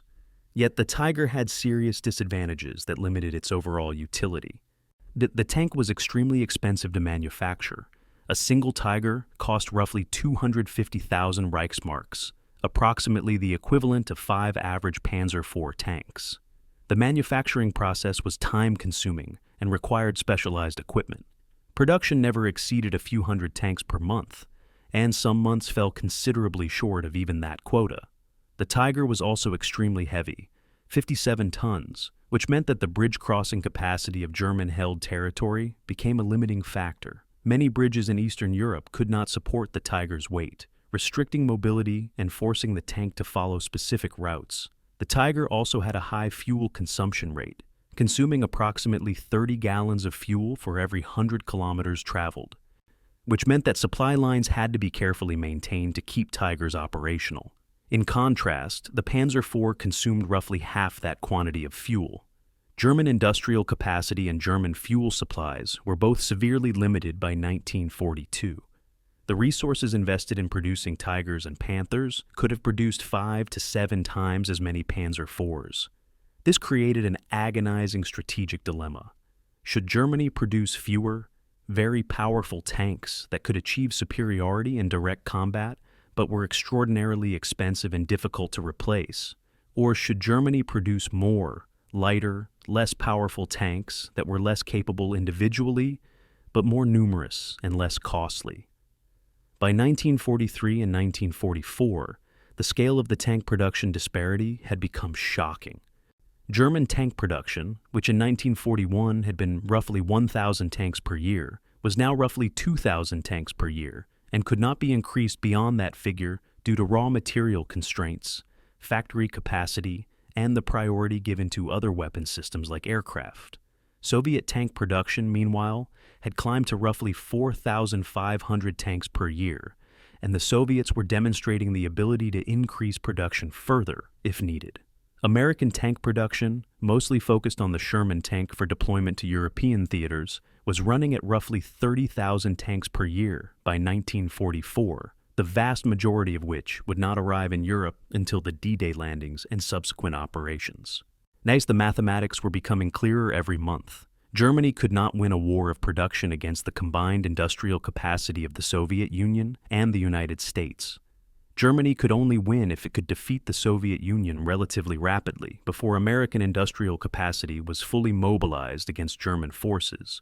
But German failures in 1942 had meant that the war was not being won rapidly. The war was becoming a grinding, attritional struggle. This brought German military planners to a terrible realization. The more powerful tanks they built, the more resources were consumed in producing them, the fewer total tanks could be produced, and the further behind Germany fell in the numbers game. A Panther tank cost roughly 117,000 Reichsmarks and required several months to manufacture. A Panzer IV cost roughly 100,000 Reichsmarks and could be produced in about the same time frame. For the investment in one Tiger and one Panther, Germany could have produced 7 to 8 Panzer IVs. Those 7 or 8 Panzer IVs, operating together in coordinated formations, properly supported by other arms, could be far more effective than one Tiger and one Panther could ever be. And if one Panzer IV was destroyed in combat, replacement was relatively straightforward. Factories were producing dozens of Panzer IVs every month. If one Tiger was destroyed, replacement was a major production challenge. This strategic dilemma was recognized by some German planners, but the decision-making process for tank development had become so decentralized, with so many different offices and competing interests involved, that the overall strategic objective of the arms race, to maintain enough tanks to offset Soviet numerical superiority, was steadily slipping further out of reach. By early 1943, the German military faced a strategic crisis that was becoming impossible to ignore. The war in the Soviet Union had bogged down into a grinding attritional struggle. German forces held a bulge of territory centered on the city of Kursk, an area that Soviet forces had partially surrounded. German military planners concluded that a massive offensive operation, Operation Citadel, could straighten this line, could destroy Soviet forces in the bulge, could restore German strategic momentum in the east. This plan was bold, ambitious, and in retrospect, almost certainly doomed from the moment it was conceived. But German planners, all believing that the new Panther and Tiger tanks would provide a decisive advantage, authorized the operation to proceed. The attack would come from both north and south, pincers closing on Soviet forces in the Kursk salient. The operation would involve roughly 700,000 German soldiers, approximately 8,000 tanks and assault guns, and roughly 5,000 German and Romanian aircraft. It was perhaps the largest single military operation Germany would conduct during the entire war. What German planners did not realize, or did not wish to accept, was that Soviet intelligence agencies had become extraordinarily efficient at gathering information about German military operations. Soviet agents, including the famous spy ring known as the Lucy Network, had penetrated German military planning at the highest levels. Thus, the Soviets knew approximately when Operation Citadel would be launched. They knew roughly which directions the attacks would come from. They knew the general composition of German forces. And armed with this knowledge, Soviet military planners had made a strategic decision that was, in its own way, as bold as the German operation. They would not attempt to defeat the German operation through mobile counterattacks. Instead, they would prepare defenses in depth. They would dig fortifications, dig anti-tank ditches, dig bunkers, prepare killing zones, concentrate enormous quantities of artillery. They would create a defensive system so deep and so complex that it would absorb German attacks and either blunt them or channel them into areas where Soviet counterattacks could destroy them. This was not the defense of choice. This was the defense of a nation that had learned the hard way that you cannot stop German mobile warfare by attempting to fight mobile warfare yourself. Instead, stop them with earthworks, obstacles, and artillery, and then counterattack when they are exhausted. On July 5, 1943, at 4:30 in the morning, German artillery opened fire along the Kursk salient. The bombardment was massive in scale, involving more than 1,000 guns firing simultaneously along a narrow front. As the artillery lifted, German Panzer divisions began to move. The operation had been named Citadel, Unternehmen Zitadelle in German, and it would prove to be the last major German offensive operation on the Eastern Front. The last time that German military planners would attempt to seize the strategic initiative rather than merely react to Soviet offensives. From the opening moments, it became clear that the operation would not proceed according to plan. German tanks advanced slowly, grinding through Soviet defensive positions that were far more sophisticated and far more heavily fortified than intelligence assessments had suggested. The Panther tanks suffered mechanical failures. The design had only recently entered mass production, and the reliability problems that had plagued the initial deployment in Kursk were still evident. The Tiger tanks, fewer in number but individually more powerful, began to accumulate kills as Soviet tanks attempted to counterattack against the advancing German formations. In a single engagement on July 5th, a Tiger tank commanded by a German officer named Michael Wittmann encountered a Soviet counterattack. Wittmann, a tank commander of exceptional ability and aggression, maneuvered his Tiger to concentrate fire on advancing Soviet tanks. In a battle lasting several hours, Wittmann's Tiger destroyed 13 Soviet tanks, and Wittmann himself emerged with a growing reputation as one of the most dangerous tank commanders on the Eastern Front. Individual engagements like this would be repeated throughout Operation Citadel, with German tank crews, particularly those in Tiger tanks, achieving kills ratios that seemed almost superhuman. But these individual victories did not translate into operational success for Operation Citadel as a whole. German progress was measured in kilometers per day, and the cost in tanks, vehicles, and personnel was mounting catastrophically. By July 7th, German forces attacking from the south had advanced roughly 40 kilometers into Soviet territory. That might seem impressive until, considering that the operation had anticipated breaking through Soviet defenses and driving 150 to 200 kilometers to meet forces attacking from the north. At the current rate of advance, achieving that objective would require weeks, and by that point, German forces would be completely exhausted.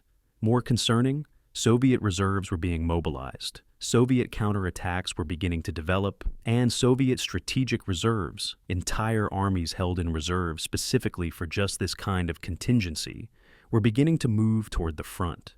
Soviet commanders, armed with the knowledge that Operation Citadel was coming, had prepared not just defensive positions, but also extensive reserves for counteroffensives once the initial German assault was blunted. This was a strategic advantage that no amount of tactical excellence, no matter how devastating, could overcome. A Tiger tank could destroy 20 Soviet tanks, but if Germany had only 100 Tigers and the Soviets could replace those 20 destroyed tanks, plus another 50 new ones the next week, then the Tiger's individual capability was almost irrelevant to the overall strategic situation. The crucial moment of Operation Citadel came on July 12th in an engagement near the village of Prokhorovka, an engagement that would later be surrounded by myth, propaganda, and historical dispute. In the region near Prokhorovka, German and Soviet tank forces encountered each other in a large-scale engagement. The precise numbers of tanks involved remain disputed. Both sides claimed to have engaged in combat against much larger enemy forces, which is a common feature of wartime reporting. Some Soviet sources claimed that nearly 1,000 Soviet tanks were involved in a single engagement. German sources reported being vastly outnumbered. What is clear is that the engagement was a significant tank battle, involving hundreds of tanks on both sides, lasting several hours and resulting in heavy losses on both sides. By some accounts, the Prokhorovka engagement resulted in a German tactical victory. German tanks defeated a larger number of Soviet tanks and held the ground. By other accounts, it was a Soviet defensive success. The Germans failed to achieve their objective of breaking through Soviet defenses and driving deeper into Soviet territory. Regardless of the interpretation of Prokhorovka, the strategic reality was unmistakable. Operation Citadel was failing. By July 13th, Hitler made the decision to cancel the operation. German forces would cease attempting to drive forward, would consolidate their positions, and would shift reserves away from the Eastern Front to deal with other crises. The invasion of Sicily by Allied forces, which had occurred on July 10th, was now demanding German attention and German resources. German military planning now had to account for the possibility of a landing in Italy, and possibly, eventually, a landing in France. When resources that had been allocated to the Eastern Front could not be replaced, German tank production, stretched to its limits, could not increase further. The result was that Operation Citadel would be the last German attempt to seize the strategic initiative on the Eastern Front. From July 1943 onward, the Eastern Front would be characterized by German withdrawal, German retreat, German attempts to establish and hold defensive positions, while Soviet forces continually attempted to break through. German tank doctrine, which had been built around rapid mobility, breakthrough, and exploitation, had become almost impossible to practice. Tanks that had been designed to move rapidly forward now had to be used in a purely defensive role, used to hold positions, used to counterattack against Soviet breakthroughs. And the Tank Corps of Model's Army Group Center and Holth's 4th Panzer Army, operating in the Kursk region, suffered approximately 15,000 to 20,000 casualties in the operation. Soviet forces suffered even higher casualties. Estimates suggest roughly 70,000 to 100,000 Soviet soldiers killed, wounded, or captured.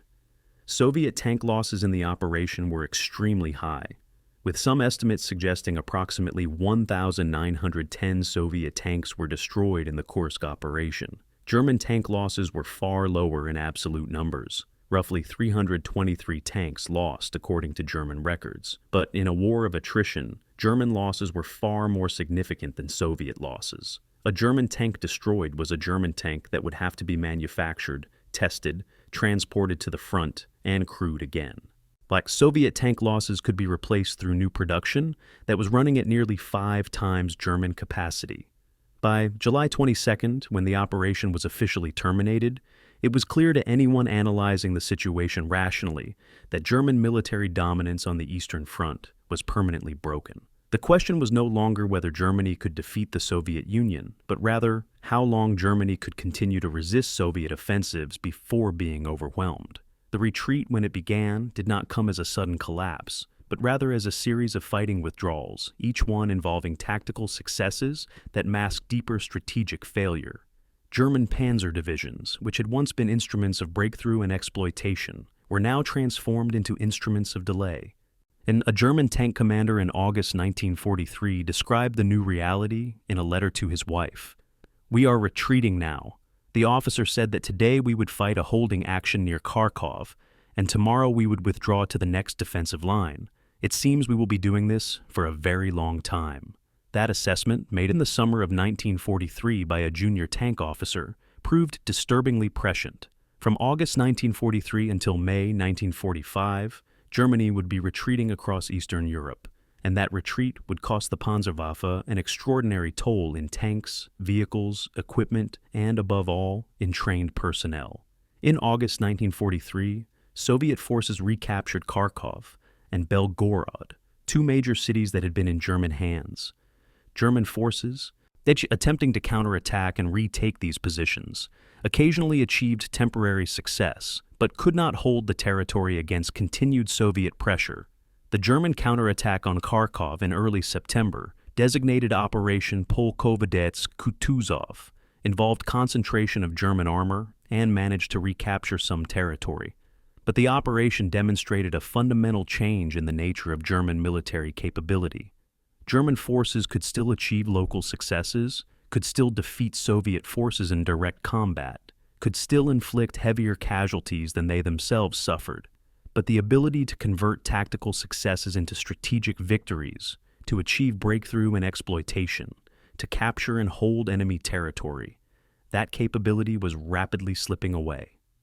By February 1944, any German military planners were attempting a different kind of operation. The Soviets had launched a major offensive around the city of Rostov-on-Don, an operation that threatened to encircle and destroy large German forces.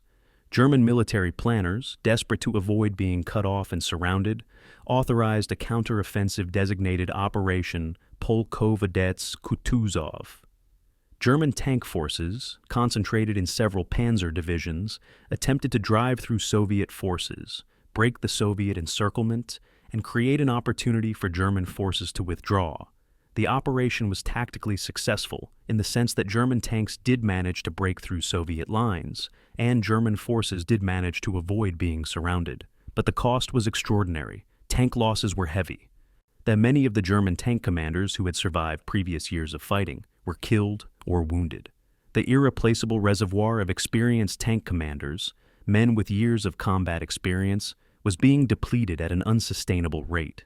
The problem that became increasingly apparent as 1944 began was one that German military planners had anticipated but perhaps not quite believed would be as severe as it actually was: replacement rates. German tank production was roughly 200 to 250 tanks per month at the beginning of 1944, but German tank losses on the Eastern Front were averaging approximately 400 to 500 tanks per month. The mathematics were absolutely clear. Germany was losing tanks faster than it could produce them. Sustained operations at this rate of attrition would result in the complete depletion of German armor within a matter of months. German military planners faced an impossible choice: reduce the intensity of operations to match production rates, which would mean allowing Soviet offensives to continue unchallenged, or continue intensive operations, and accept that the Panzerwaffe would eventually be reduced to a shadow of its former strength. The decision, made at the highest levels of German military and political authority, was to continue intensive operations. This decision was driven partly by the belief, or perhaps the hope, that a dramatic tactical or operational success might somehow alter the strategic situation, might somehow force the Soviet Union to the negotiating table, might somehow buy time for German wonder weapons, jet fighters, AV rockets, other superweapons that were supposedly in advanced development, to enter production and turn the tide of the war. It was a decision driven by desperation, by denial about the true nature of the strategic situation, by the refusal of German military leadership to acknowledge that the war was essentially already lost from a mathematical perspective, that Germany could not defeat the Soviet Union in a war of attrition, and that the only possible outcome was eventual German defeat. The consequences of this decision became apparent in the summer and autumn of 1944. Soviet offensives, now operating against a German military that was increasingly weakened by attrition and stretched impossibly thin, trying to defend vast areas with insufficient forces, began to achieve greater and greater successes. In June 1944, the Soviet Operation Bagration, a massive offensive beginning with an attack on German Army Group Center, achieved results that shocked even Soviet military planners. German forces defending the Belarus region found themselves facing an overwhelming concentration of Soviet forces and insufficient German reserves to mount effective counteroffensives. Within weeks, German Army Group Center had lost the majority of its combat strength. Casualties exceeded 300,000. Tank losses were catastrophic. German units that had entered the operation with hundreds of tanks were forced to withdraw with dozens. Soviet forces advanced hundreds of kilometers, recovered vast stretches of Soviet territory that had been under German occupation since 1941. The psychological impact of Operation Bagration on German military morale cannot be overstated. This was the first time in the entire war that German military forces had experienced a complete defeat, not a tactical setback or even an operational failure, but a strategic collapse of an entire army group. German officers who had fought in France, who had experienced the overwhelming success of Blitzkrieg, who had never known serious German military defeat, were forced to confront the reality of being overwhelmed, outgeneraled, and at the complete mercy of a Soviet military that had learned not just how to defeat German tactics, but how to achieve victories on a scale that German military planning had never fully anticipated. As autumn 1944 approached, the situation grew even more dire. In early August 1944, the Allies had broken out of Normandy and were driving east across France. German military planners, already fully committed to a desperate defense of the Eastern Front, were now forced to redeploy reserves away from the east to defend against the Western invasion. The Panzer divisions that had been holding the line against Soviet offensives began to be pulled away and sent westward. This meant that German tank strength on the Eastern Front, which had been steadily declining through attrition, began to decline even more rapidly. By November 1944, German military planners were making a strategic decision that illustrated the complete inversion of German capability compared to 1940. Rather than attempting to seize the initiative through concentrated tank offensives, German military planners were now drawing together the last reserves of German tank strength to attempt a massive counteroffensive in the West. The Ardennes Offensive, also known as the Battle of the Bulge. This operation would consume the last concentrated reserves of German tank strength that had not been attrited away on the Eastern Front, and this operation would fail. By the time the Ardennes Offensive had been defeated in January 1945, the Panzerwaffe had effectively ceased to exist as an offensive force. On June 6, 1944, at approximately 6:30 in the morning, the first assault waves of Allied troops touched down on the beaches of Normandy. What history would remember as D-Day was far more than a military operation. It was a fundamental change in the nature of the Second World War, the moment when Germany was forced to fight on two major fronts simultaneously.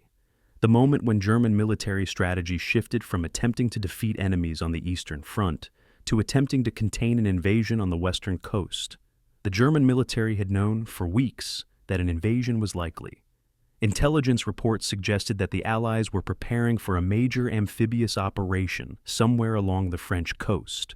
But German military planners were uncertain about where the invasion would come, uncertain about when it would come, and crucially uncertain about how concentrated an assault it would be. German defenses along the French coast, while formidable in some sectors, were not uniformly strong. Some areas were heavily fortified. Other areas were defended by only minimal forces. What happened in the first hours and days of the invasion was a lesson in how the balance of military power had shifted by 1944. German military planners had the capacity to move panzer reserves to the invasion area and counterattack the invading forces. But Hitler, obsessed with the possibility of a larger invasion elsewhere on the French coast, had forbidden the movement of panzer divisions without his specific approval.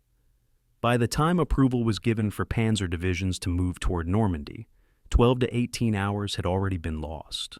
Those 12 to 18 hours, in the context of a determined amphibious assault with thousands of ships, hundreds of thousands of troops, overwhelming air superiority, and enormous quantities of supplies being unloaded on the beach, may meant the difference between a potentially successful counterattack and a counterattack that arrived to find the invading forces already reinforced and prepared for German assault.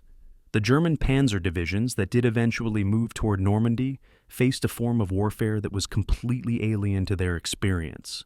German tank commanders who had fought in Poland, France, and the Soviet Union had become accustomed to large-scale open field battles where tanks could maneuver, where coordination and speed could overcome enemy positions, where territory could be measured in kilometers.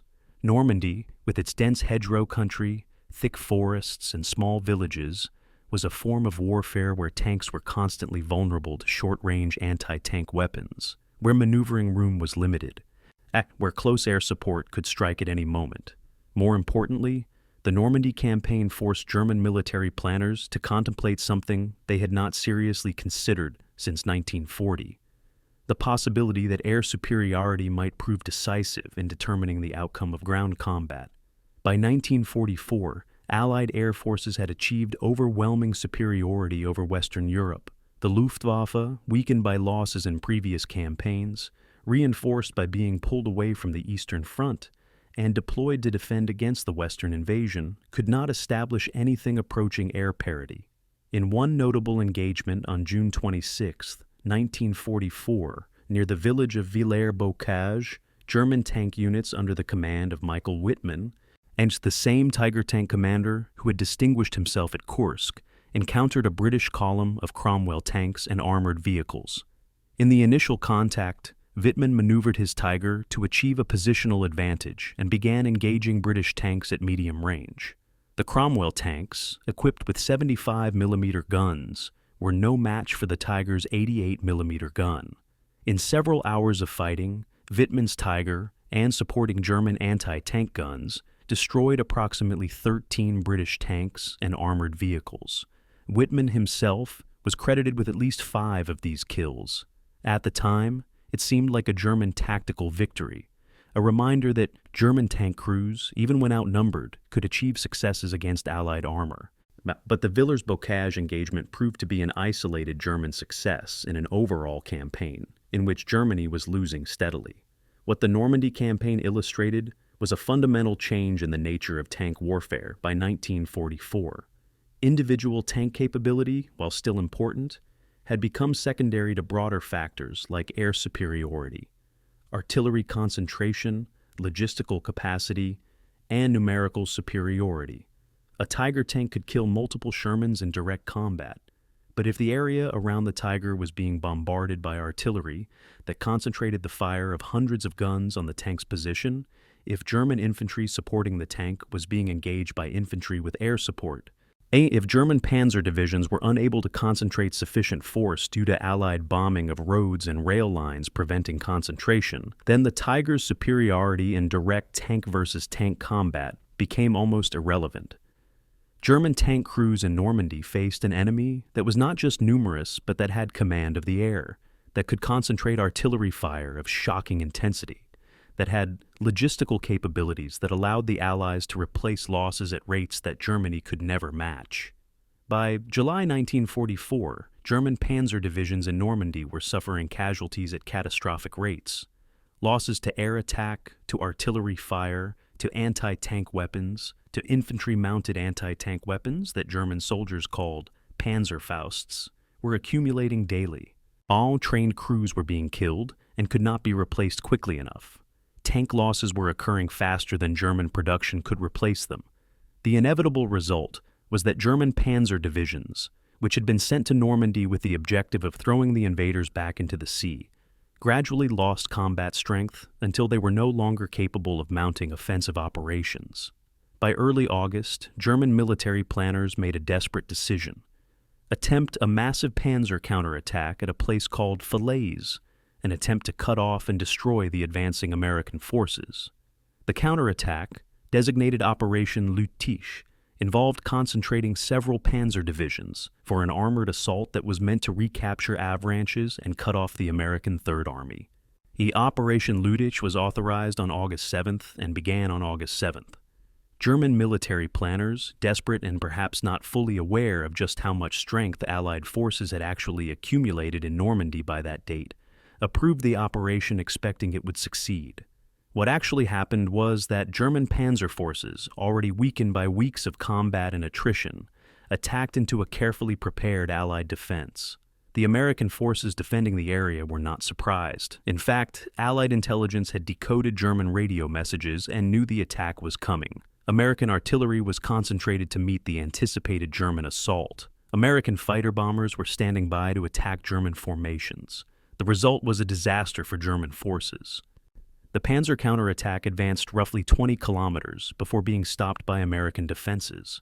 Over the following days, as German forces tried to continue the offensive despite accumulating casualties, a catastrophic situation developed. Allied forces, recognizing that German forces were committing their reserves to the Falaise sector, executed a strategic envelopment. American and British forces drove forward on both flanks of the German Falaise counterattack, beginning to encircle German forces in the Normandy region. By August 21st, the Falaise pocket, as it became known, was closed. German forces, approximately 50,000 soldiers, and including the remnants of several Panzer divisions, were trapped, surrounded, and being systematically destroyed by artillery fire and air attack. And Panzer losses in the Falaise pocket were enormous. Roughly 1,000 tanks and assault guns were destroyed or captured in a period of a few days. With those losses, the Panzerwaffe's capacity to conduct large-scale offensive operations effectively came to an end. By autumn 1944, German military planners were facing a crisis that could no longer be solved by tactical excellence or operational innovation. The mathematics of industrial capacity had become inescapable. German tank production in September 1944 was approximately 300 tanks. German tank losses in September 1944 were approximately 800 to 1,000 tanks. This did not require advanced mathematics to understand what was happening. Germany was running out of tanks.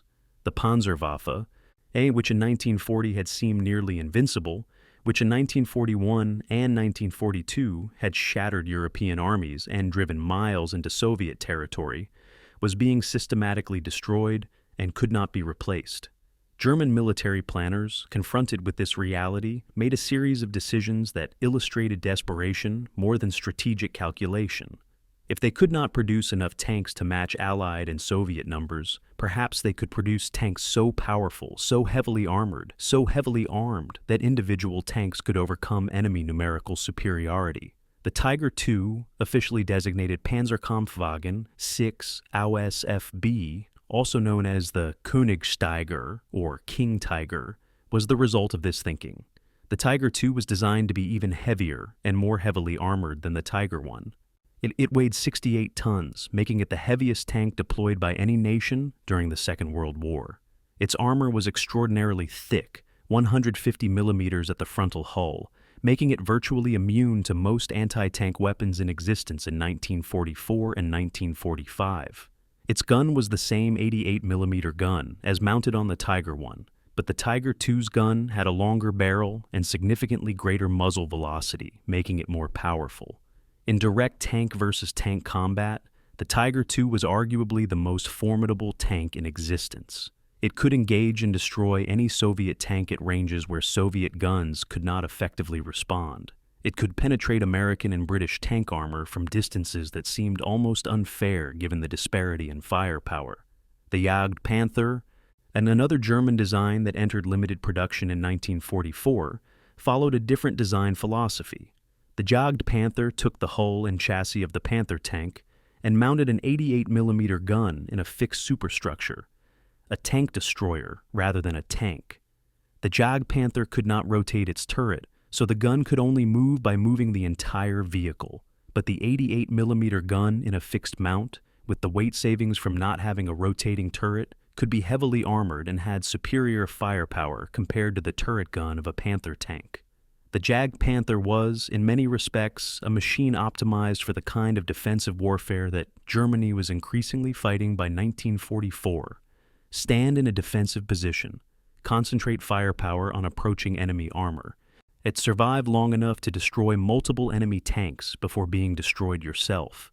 There were other designs in various stages of development. The Panther II, designed to improve on the Panther I, with thicker armor and a more powerful gun. A design that was never completed. The E-series tanks, designed around different weight classes and attempting to create a more standardized design for German tank production, designs that were never completed before the war ended. There were tank designs of extraordinary ambition, machines that would have weighed 90 to 100 tons, that would have carried 105mm guns, that would have been virtually invulnerable to any anti-tank weapon in existence. But these were paper designs, theoretical exercises. They were never manufactured, never tested, never deployed. They represented a design bureaus operating in the realm of fantasy, attempting to engineer solutions to problems that were fundamentally not engineering problems at all.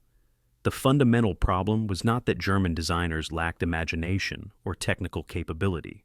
The problem was that German tank production was constrained by raw material availability, factory capacity, and transportation capacity. Germany was facing shortages of copper, aluminum, nickel, and other metals essential for tank production. German oil production was barely sufficient to fuel the machines that were already produced. The Luftwaffe was competing for resources with the army. Anti-aircraft gun production was competing for resources with tank production. The German military-industrial complex was being systematically destroyed by Allied bombing. Rail lines were constantly being interdicted. Factories were being damaged. Transportation networks were being degraded. In this context, producing even a few hundred Tiger II tanks was a magnificent achievement. But a few hundred Tiger II tanks, when facing an enemy that could produce 50 to 100 tanks per day, was essentially irrelevant to the overall military situation. The Tiger II entered service with the German military in late 1944. The initial deployment came during the Ardennes offensive in December 1944, where approximately 100 Tiger II tanks were deployed in support of German Panzer divisions attempting to break through American lines. The Tiger IIs performed well in tactical engagements. They destroyed numerous American tanks, and American anti-tank guns proved unable to penetrate their armor at combat ranges. But the sheer numbers of American tanks, American anti-tank guns, American aircraft, and American artillery overwhelmed any advantage that the Tiger II's superior armor and firepower could provide. By the end of the Ardennes campaign, German tank strength had been further depleted. Tank losses during the Ardennes offensive exceeded 1,200 tanks, nearly all of the concentrated German tank reserves that had been accumulated for the operation. After the Ardennes campaign, Germany would never again attempt a large-scale offensive operation. By January 1945, German military planners were facing the final phase of the war. The Soviet offensive operation Vistula Oder, which began on January 12th, involved more than 2 million Soviet soldiers and approximately 6,000 Soviet tanks. German forces defending the area could deploy perhaps 650 tanks against this overwhelming force. The mathematics were absolute: 1 German tank for every 9 Soviet tanks. Against these odds, no amount of individual German tank superiority could prevail. German forces were overwhelmed. Soviet forces advanced hundreds of kilometers in a matter of weeks. By late January, Soviet forces were within range of Berlin. In December 1944, the German High Command authorized one final massive Panzer offensive, a desperate attempt to recapture the strategic initiative and achieve a negotiated peace with the Western Allies. The operation, known as the Ardennes Offensive, or in English, the Battle of the Bulge, would deploy approximately 1,400 tanks, the last concentrated German tank reserves. German military planners believed that if they could achieve a breakthrough in the Ardennes region of Belgium, if they could advance rapidly toward Antwerp, if they could capture American supply depots and fuel stockpiles, they might be able to create a situation of such chaos that the Americans would be forced to negotiate a separate peace. It was a strategy built on desperation, on hope, on the belief that one more massive German offensive could somehow reverse the course of a war that had already been lost in mathematical terms. But desperation sometimes motivates bold action, and German military planners decided that the risk was worth taking. The Ardennes offensive began on December 16, 1944, in pre-dawn darkness and driving snow. German forces achieved initial tactical surprise, and Panzer divisions broke through American defensive lines in several sectors. For the first few days, The operation seemed to be proceeding according to plan. German forces advanced rapidly, achieved breakthrough in several sectors, began driving toward objectives that German military planners had identified. But the American military, while surprised by the initial assault, demonstrated remarkable capability to respond. Reinforcements were brought forward with extraordinary speed. American forces that had been fighting in other sectors were redirected toward the breakthrough areas. Combat engineers destroyed fuel depots to prevent them from being captured. American air forces, which had been grounded by the snow and poor weather, began flying operations as the weather cleared, and once American air power could be brought to bear on the Ardennes battlefield, the situation became catastrophic for German forces. By December 22nd, it became clear that the Ardennes offensive was not achieving its strategic objectives. German forces had advanced about 60 kilometers, had not achieved a breakthrough that would allow continued exploitation, had not captured the supplies and fuel that German military planners had hoped to capture. German tank losses were accumulating at catastrophic rates. The fuel supply for German Panzer divisions, always a critical limitation, was beginning to fail. German forces were running out of diesel and gasoline, just as their offensive momentum was beginning to stall.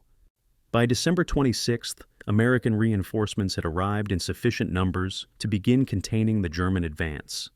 By January 6, 1945, German military planners made the decision to abandon the Ardennes offensive and begin a fighting withdrawal. By late January, the front line in the Ardennes had returned to approximately where it had been before the German offensive began. German forces had suffered approximately 120,000 casualties and lost more than 1,500 tanks and assault guns. These losses represented virtually the entire reserve of German tank strength in the West. After the Ardennes offensive, Germany had no capacity for further large-scale offensive operations on any front. While the Ardennes offensive was being fought in the West, or the situation on the Eastern Front had become, if anything, even more catastrophic. On January 12, 1945, the Soviet Union launched Operation Vistula Oder, a massive offensive with more than 2 million soldiers and 6,000 tanks, attacking toward Berlin across a front extending hundreds of kilometers. German forces defending the area were already stretched thin, trying to hold the front against Soviet pressure. When the main Soviet offensive began, German defenses crumbled. German Panzer divisions were sent forward to attempt counterattacks, but they were simply overwhelmed by the sheer numerical superiority of Soviet forces. German tank units that entered combat with 50 or 100 tanks emerged with 10 or 20 tanks still operational. The rate of attrition was unsustainable. German military planners pulled reserves together from wherever they could find them and threw them at the Soviet offensive, but nothing could stop the Soviet advance. By late January 1945, Soviet forces had advanced 150 kilometers in less than 2 weeks. By mid-February, Soviet forces were within striking distance of Berlin.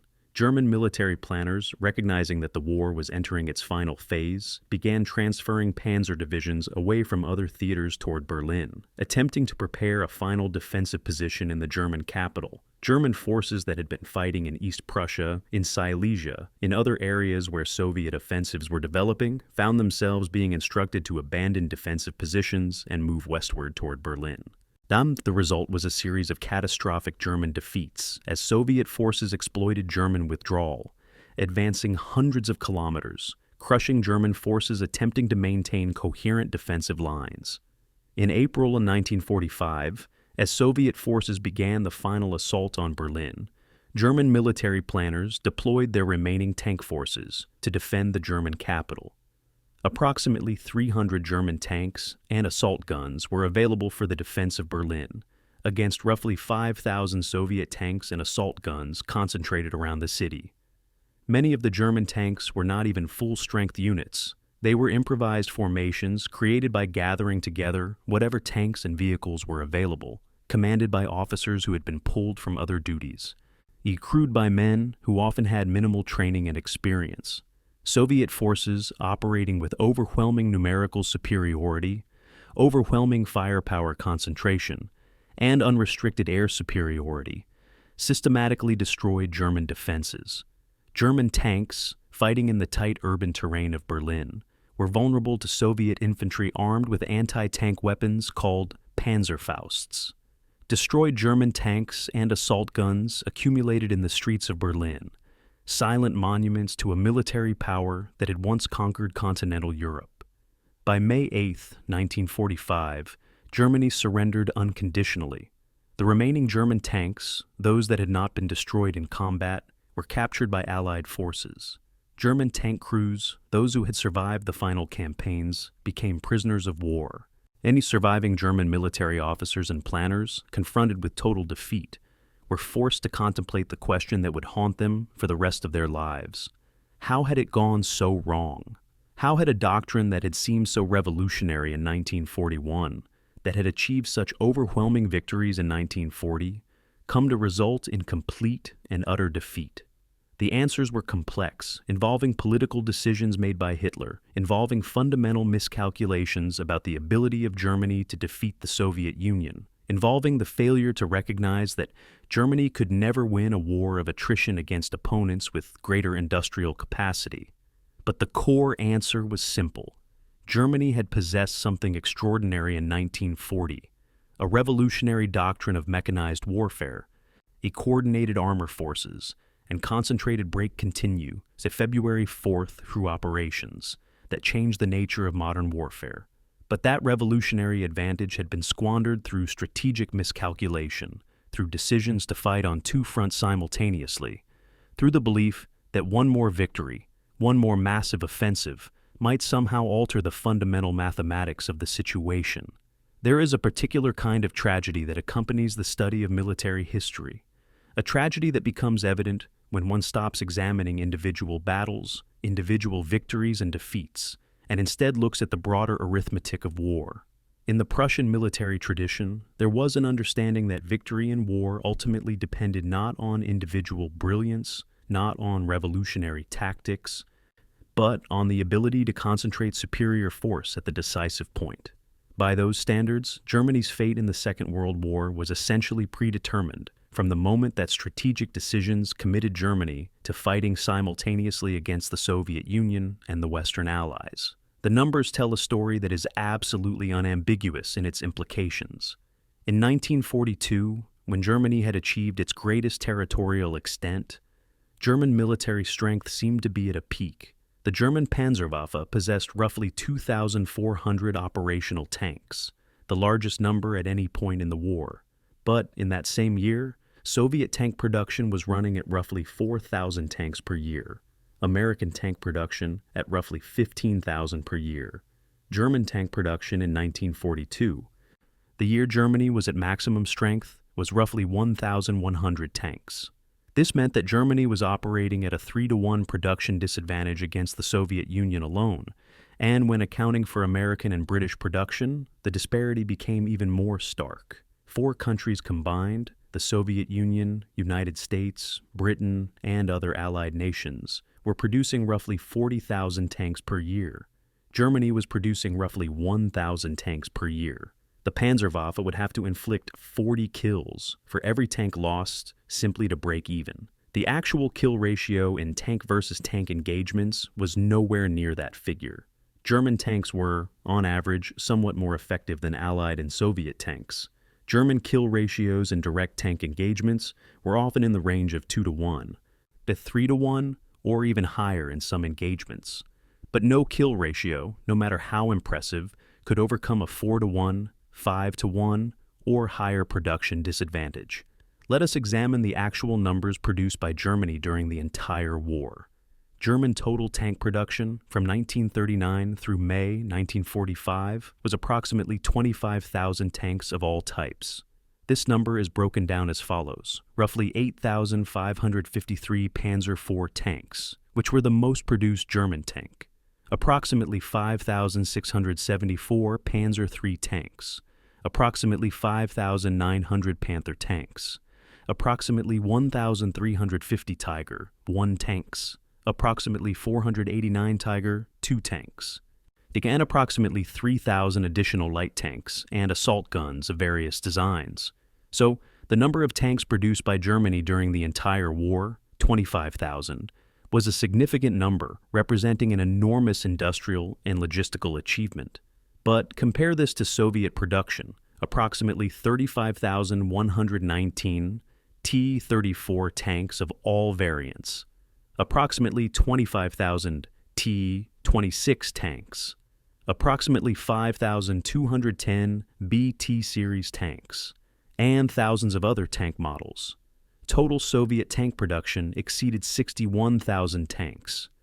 American tank production exceeded 70,000 tanks, the vast majority of which were Sherman tanks, or designs that were not individually superior to German tanks, but which were produced in such enormous quantities that they simply overwhelmed German forces through sheer numbers. British tank production was lower, but still substantial. Adding these together, Allied and Soviet tank production totaled roughly 140,000 tanks. The disparity is so extreme that it seems almost impossible to believe that Germany was able to continue the war until 1945 at all. And yet Germany did continue, and German military forces did continue to achieve tactical victories and operational successes even in the final stages of the war, which is a testament to the exceptional training and organization of German tank units. But the overall trajectory was predetermined by these numbers. Germany was losing more tanks than it could produce. German losses were occurring at rates of approximately 400 to 800 tanks per month during major campaigns. German production was unable to exceed 300 to 400 tanks per month, even in peak production periods. Therefore, German tank strength on a month-by-month basis was declining inexorably. In June 1941, when Operation Barbarossa began, German tank strength on the Eastern Front was approximately 3,330 tanks. By December 1941, it had declined to approximately 1,559 tanks, a loss rate of roughly 50% in 6 months. From that point forward, with the exception of brief periods when new tanks were manufactured faster than losses occurred, and German tank strength on the Eastern Front continued to decline. But the arithmetic of defeat goes beyond simple tank numbers. German military planners were also facing a crisis in trained personnel. Operating a tank effectively requires not just the tank itself, but a 5-man crew, a commander, a gunner, a loader, a driver, and a radio man. These men must be trained, and the training process was lengthy. A fully trained tank crew required several months of instruction before being combat ready. German tank crews, especially in the early years of the war, were well-trained, experienced, and highly effective. But as the war progressed and casualties accumulated, German military training capacity was simply overwhelmed. Training schools that had once produced experienced tank crews began to produce raw recruits with minimal training. German replacement tank crews in 1944 had on average less than 6 months of training before being thrown into combat. Soviet replacement crews in 1944 often had only 2 or 3 months of training. American replacement crews had somewhat more training than Soviet crews, but the critical difference was this: when a German tank crew was destroyed, the tank was lost, the crew had to be replaced, and the new crew took months to train. When a Soviet or American tank crew was destroyed, the tank could be replaced quickly through production, and the new crew, even if less well-trained, had an enormous numerical advantage working in their favor. They were never going to face a German tank one-on-one because there simply were not enough German tanks anymore. German military planners understood this. They were not stupid men, and they were not blind to the fundamental realities of the situation. Beginning in 1943, German military planners understood intellectually that Germany could not defeat the Soviet Union militarily. The only possibility for German military victory was if political changes occurred, if the Soviet Union was somehow forced to accept a negotiated peace, if the alliance between the Soviet Union and the Western powers broke apart, if some unforeseen circumstance altered the situation. These were possibilities, however remote, and as long as they remained possibilities, German military planners justified continuing the war. But more fundamentally, there was no real alternative to continuing the war. Germany could not surrender. Hitler had made clear that surrender was unthinkable. That Germany would fight until victory or annihilation. And so, German military planners found themselves in a situation where they had to continue planning military operations, had to continue attempting to achieve military victories, even though they understood intellectually that these operations could not change the fundamental outcome of the war. This is where we find the deepest tragedy of the Panzerwaffe's story.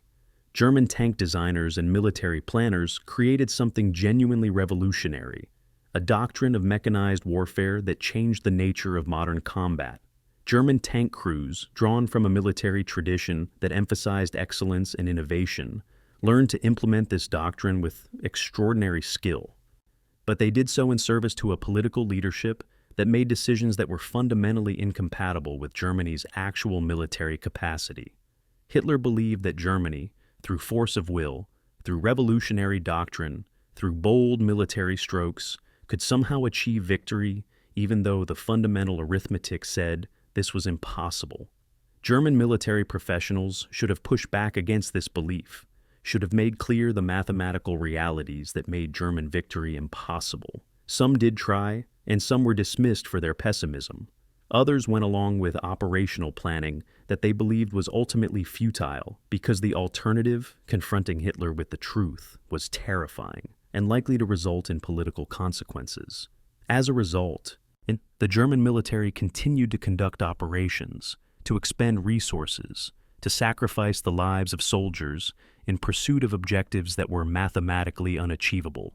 In May 1945, as German forces surrendered unconditionally and German military installations opened their gates to advancing Allied forces, victorious soldiers encountered something truly stunning.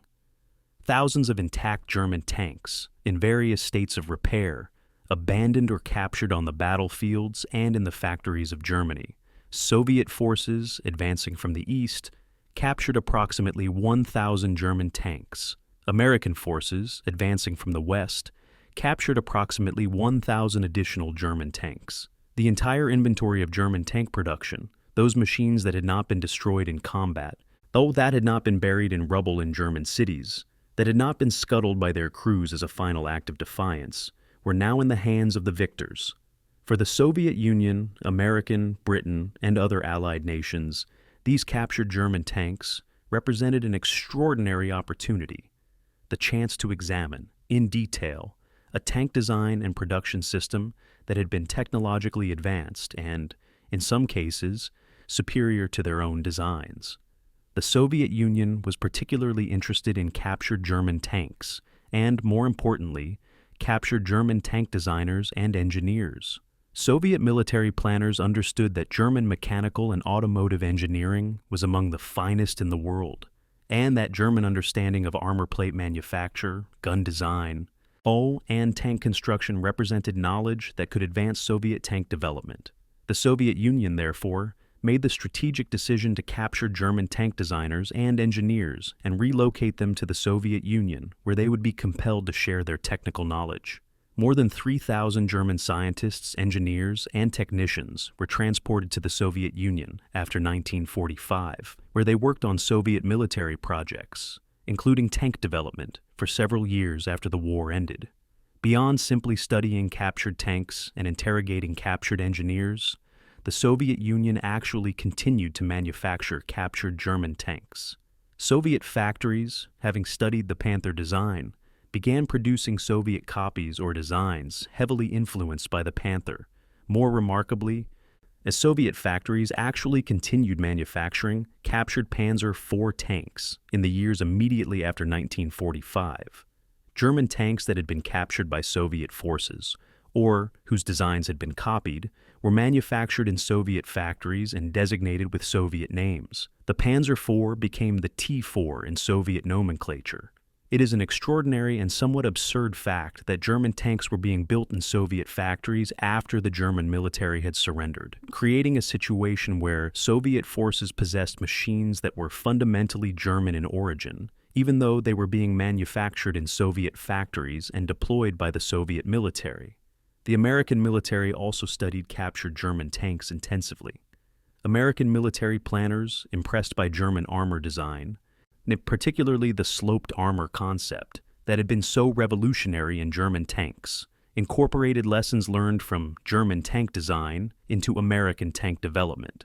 The Patton series of tanks, which would dominate American armor for decades to come, incorporated design lessons that had been learned from studying German tanks.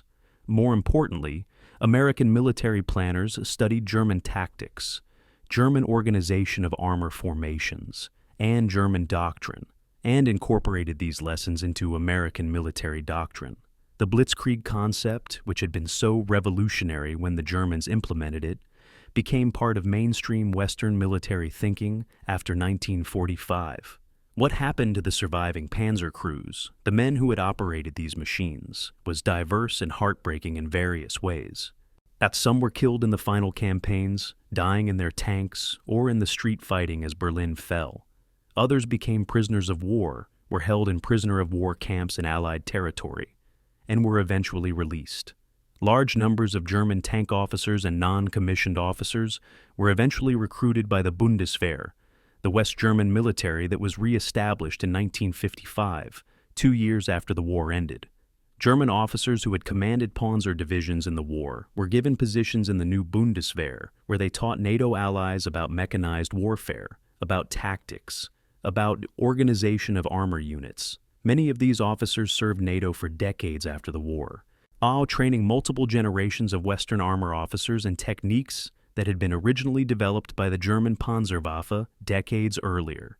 The most remarkable story of survivor influence involved Heinz Guderian, the officer who had conceived the doctrine of Blitzkrieg and had written the revolutionary book Achtung, Panzer decades earlier. Guderian survived the war, was captured by American forces, spent time in Allied captivity, and was eventually released. In the years after the war, Guderian wrote his memoirs, published them in German and eventually in other languages, and became an influential voice in post-war discussion of mechanized warfare and tank tactics. His works influenced military thinking for decades and established him, retroactively, as one of the great strategic thinkers of the 20th century.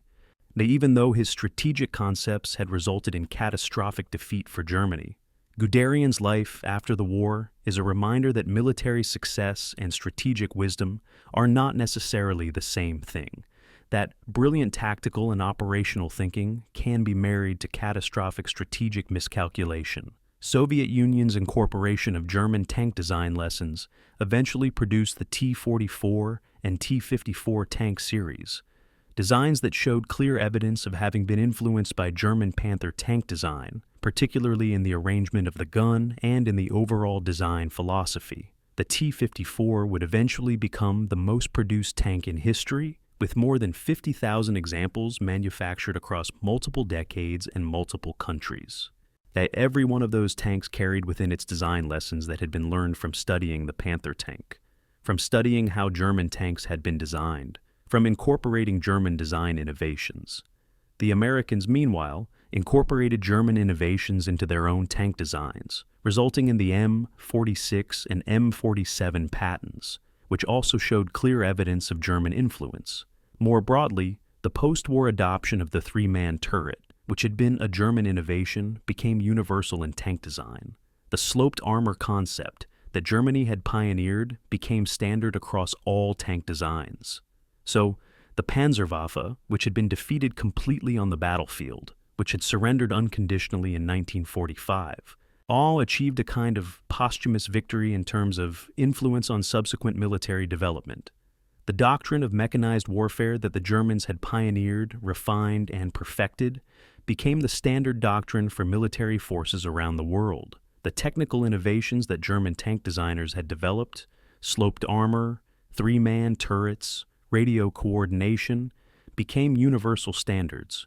German tank officers, reassigned to NATO, taught Western military forces how to implement mechanized warfare tactics. German tank designers, relocated to the Soviet Union, contributed to Soviet tank development. In this sense, the defeat of Germany was followed by a victory of German military innovation, German tactical ideas, and German design principles that would influence military forces for decades to come. In 1937, when the first Panzer IVs rolled off German assembly lines, a casual observer examining the tank would not have seen anything particularly remarkable about its design. It was a tank. It had wheels on treads, it had a turret with a gun, it had armor protecting its sides and front. In many respects, it looked similar to tanks being produced by other nations at approximately the same time. Yet within that seemingly conventional design were three specific innovations that, while individually simple, would prove to be extraordinarily significant in the history of armored warfare. These three innovations, the three-man turret, the sloped armor design, and the comprehensive radio communication system, would survive Germany's defeat, would be copied by other nations, and would become so universal in subsequent tank design that it would eventually be impossible to imagine modern tanks designed any other way. The story of how these innovations came to dominate global tank design is a story of how military innovation spreads, how lessons learned in defeat influence subsequent development, and how the technical choices made in secret design bureaus 8 decades ago still influence military equipment being deployed today. The three-man turret, consisting of a commander, a gunner, and a loader, was not actually a German invention. British tanks had experimented with similar arrangements. Soviet designers had considered similar designs. But what the German military understood, and what they implemented consistently across all their tank designs, was that the three-man turret arrangement represented a qualitative improvement in turret functionality. The German tank commander, freed from the responsibility of also serving as the gunner, could concentrate on observing the battlefield, on directing the tank's movement, on identifying targets, on coordinating with supporting forces. The dedicated gunner could concentrate entirely on acquiring and engaging targets. The dedicated loader could concentrate entirely on loading ammunition into the gun. Each man had a specific role, and by concentrating on that role, the overall efficiency and effectiveness of the entire turret increased substantially. The practical advantage of the three-man turret became apparent when German tanks encountered French tanks in 1940. French tanks, which often featured one-man turrets or two-man turrets, suffered from a fundamental disadvantage. The same person who had to aim the gun also had to observe the battlefield, maintain situational awareness, and issue commands. This meant that target acquisition was slower, that response to changing tactical situations was slower, that the overall effectiveness of the tank was degraded. German military studies after the campaign in France demonstrated that three-man turrets could acquire targets 40 to 60% faster than one-man or two-man turrets. This speed advantage translated directly into tactical advantage. A tank that could acquire and engage a target before the enemy could acquire and engage you was a tank that had an enormous advantage in any direct tank versus tank engagement. Soviet military planners, all observing German success in France, immediately recognized this advantage and began incorporating three-man turrets into Soviet tank designs. By the end of 1943, all Soviet tank designs had adopted the three-man turret arrangement. The three-man turret was such an obvious improvement that within a few years of the German victory in France, it became universal among all tank-producing nations. By 1945, virtually every major tank design in production, American, British, Soviet, and German tanks, featured three-man turrets. By 1950, it was impossible to purchase a modern tank design that did not feature a three-man turret. And by 1960 and beyond, the three-man turret arrangement had become so standard that it was considered a fundamental requirement for modern tank design. Today, in 2024, every modern battle tank in existence, the American Abrams, the German Leopard 2, the British Challenger 2, the Russian T-90, the French Leclerc, features a three-man turret, a design principle that originated with German tank design in the 1930s and that has never been improved upon or superseded in the decades since. The second innovation, sloped armor, was more subtle in its engineering, but equally significant in its impact. When German designers angled the frontal armor of German tanks at a roughly 45-degree angle from the vertical, they were exploiting a principle of ballistics and armor protection that seems obvious once understood, but that was genuinely revolutionary when first implemented at scale. When a high-velocity anti-tank projectile impacts a sloped surface, one of two things happens. Either the projectile ricochets away because of the angle of impact, or the projectile is forced to travel through a greater thickness of armor to completely penetrate the sloped plate. The effective armor protection of a sloped surface can be 30 to 35%, greater than the same thickness of armor mounted vertically, without adding any additional weight. In other words, sloped armor is armor protection obtained entirely through engineering design, with no additional material cost. The Soviet T-34, which appeared in 1940 and shocked German tank crews with its apparently superior armor protection, was actually employing the same principle of sloped armor that German designers were also beginning to understand. But the Soviet application of sloped armor was somewhat more radical. The T-34 featured a very steeply sloped glacis plate. German designers, when they examined captured T-34 tanks and analyzed their design, immediately recognized the brilliance of the sloped armor concept and began incorporating heavily sloped armor into their own designs. The Panzer tank, which appeared in 1943, featured a heavily sloped frontal plate. The Tiger II, which appeared in 1944, featured even more heavily sloped armor. By 1945, every German tank design featured sloped armor.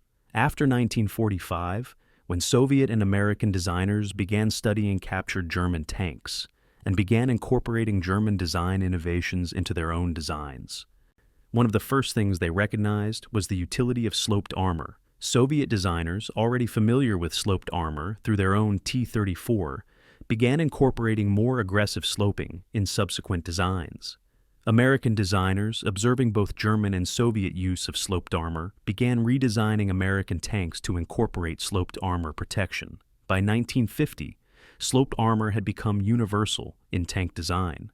Today, in 2024, virtually every tank designed by any military power features heavily sloped armor, a design principle that originated in the 1930s with German and Soviet tank designers. The third innovation, the comprehensive radio communication system, was perhaps the most significant in terms of tactical advantage. For even though it is often overlooked in discussions of tank technology, every German Panzer tank in 1940 was equipped with a radio transceiver. Most German tank platoons and companies featured dedicated command vehicles with radio equipment. German commanders could coordinate across distances of several kilometers, maintaining formation integrity, directing concentrated fire, coordinating movement to achieve concentration of force at specific objectives. French tanks and most Allied tanks at the beginning of the war had no radios at all.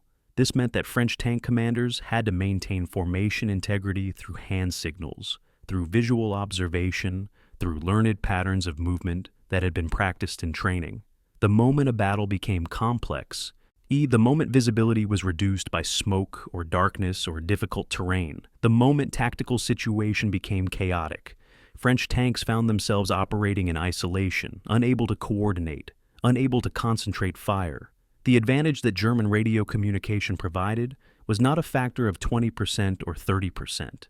It was a factor of 2, 3, 5 times or more.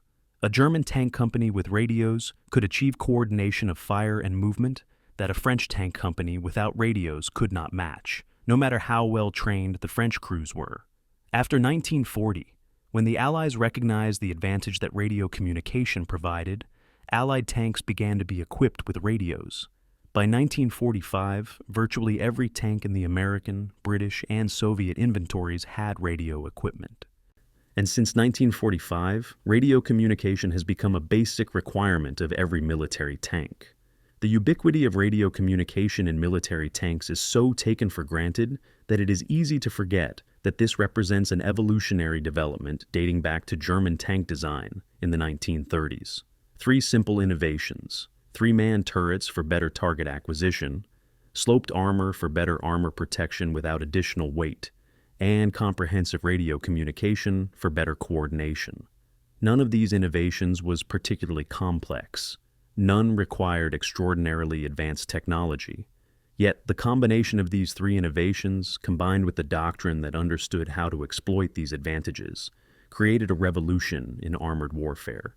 Germany lost the war militarily. But Germany won the war intellectually. The principles that German designers developed, the technical solutions that German engineers created, and the tactical concepts that German commanders implemented became the standard approach to armored warfare for the rest of the 20th century and into the 21st century. In 1938, in a high room in the German High Command building in Berlin, Heinz Guderian stood before a wargaming table and explained his doctrine to assembled senior military planners. The concept was elegant in its simplicity. Concentrate armor at a specific point. Achieve breakthrough. Exploit the breakthrough by driving deep into enemy territory. Move faster than enemy command and control systems could respond. Achieve victory before enemy could establish new defensive lines. The doctrine was based on an assumption that was reasonable in 1938, that German forces could achieve surprise, that enemy forces would be unprepared, that the shock of concentrated German assault would disrupt enemy decision-making so completely that rational response would be impossible.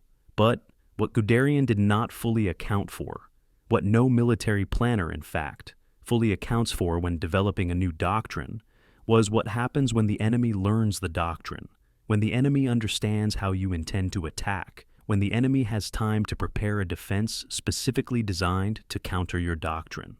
In 1940, when Germany invaded Poland, the Polish military did not understand blitzkrieg. Polish military doctrine was still oriented toward 19th century concepts of warfare.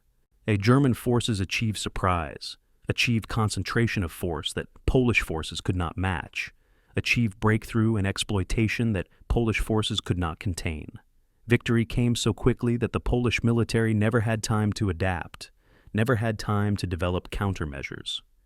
In 1940, when Germany invaded France, the French military also did not fully understand blitzkrieg. The French believed that armor should be distributed throughout the army to support infantry. The French believed that defensive positions could be held through superior firepower. The French were partly correct. In individual tank engagements, French tanks were often superior to German tanks.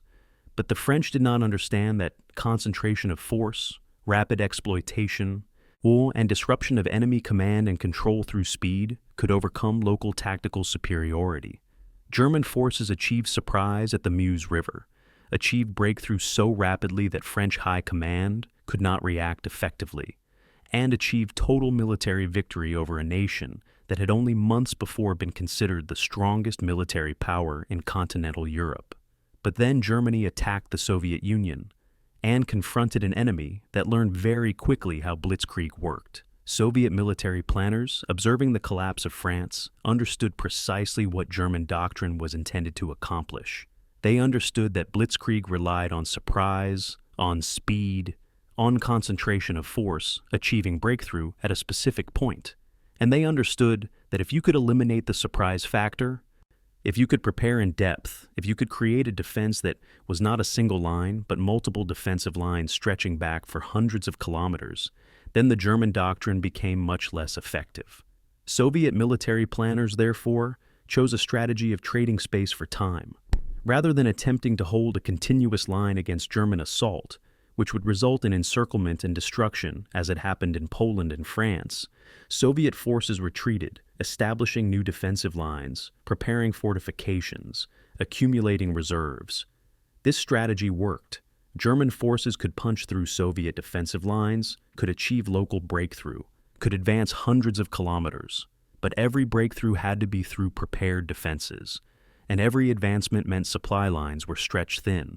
And every advancement meant that Soviet reserves, located deep in Soviet territory where they could not be threatened by rapid German breakthrough, could be mobilized and concentrated.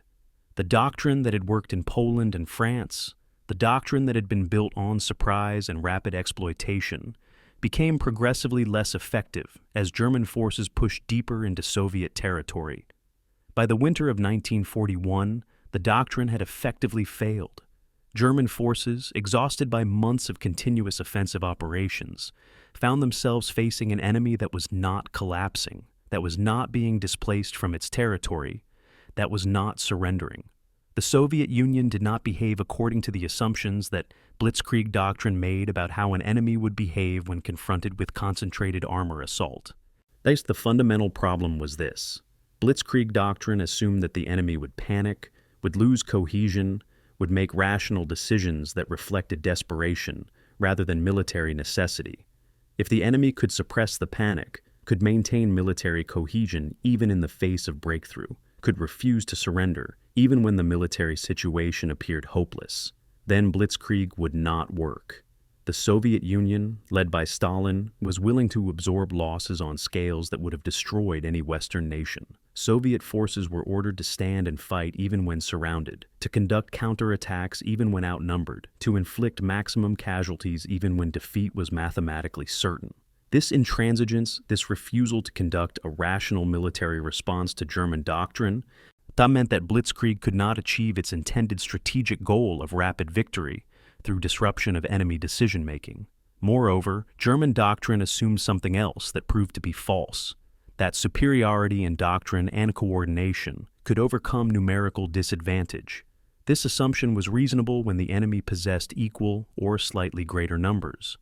In that situation, German coordination and superior doctrine could achieve 5-to-1 local superiority at the point of breakthrough, and 5-to-1 superiority could overcome defensive positions. But what if the enemy possessed not slightly greater numbers, but vastly greater numbers? What if the enemy could lose 100 tanks in defense against a German breakthrough, but could replace those 100 tanks with 200 new tanks the following week? Or then the German doctrine, no matter how superior its coordination and doctrine, would be overwhelmed simply by the sheer scale of the enemy's industrial capacity and manpower reserves. By 1943, this became the fundamental challenge facing the German military. Germany could not defeat the Soviet Union militarily because Germany did not have the industrial capacity to sustain a war of attrition. Blitzkrieg, the doctrine of rapid breakthrough and exploitation, was designed precisely to avoid a war of attrition. The doctrine was designed to win quickly, to achieve total victory before the enemy could fully mobilize industrial capacity. But the Soviet Union, unlike Poland or France, could not be defeated quickly. The Soviet Union was too large, had too much territory to trade for time, and it had too much population and industrial capacity to defeat through rapid maneuver. This meant that Germany was forced to abandon blitzkrieg and instead fight the very kind of war that blitzkrieg had been designed to avoid: a war of attrition, a grinding match of industrial capacity, a contest of resources and reserves. By 1944, German military doctrine had shifted completely. The doctrine of breakthrough and exploitation had been abandoned, not deliberately, but by necessity. German tanks were now being used in purely defensive roles, attempting to hold positions against Soviet offensives, attempting to contain Soviet breakthrough attempts, conducting counterattacks against Soviet advances. The tanks that had been designed for rapid mobile warfare were now being used in static defensive positions, dug into terrain, all essentially serving as fortified anti-tank weapons. This was not the role that the tanks or the doctrine had been designed for. A Panzer tank, with its powerful gun and excellent armor, was effective in a static defensive role. But a Panzer tank used in a defensive role was a Panzer tank that was not achieving the kind of rapid breakthrough and exploitation that the doctrine had envisioned.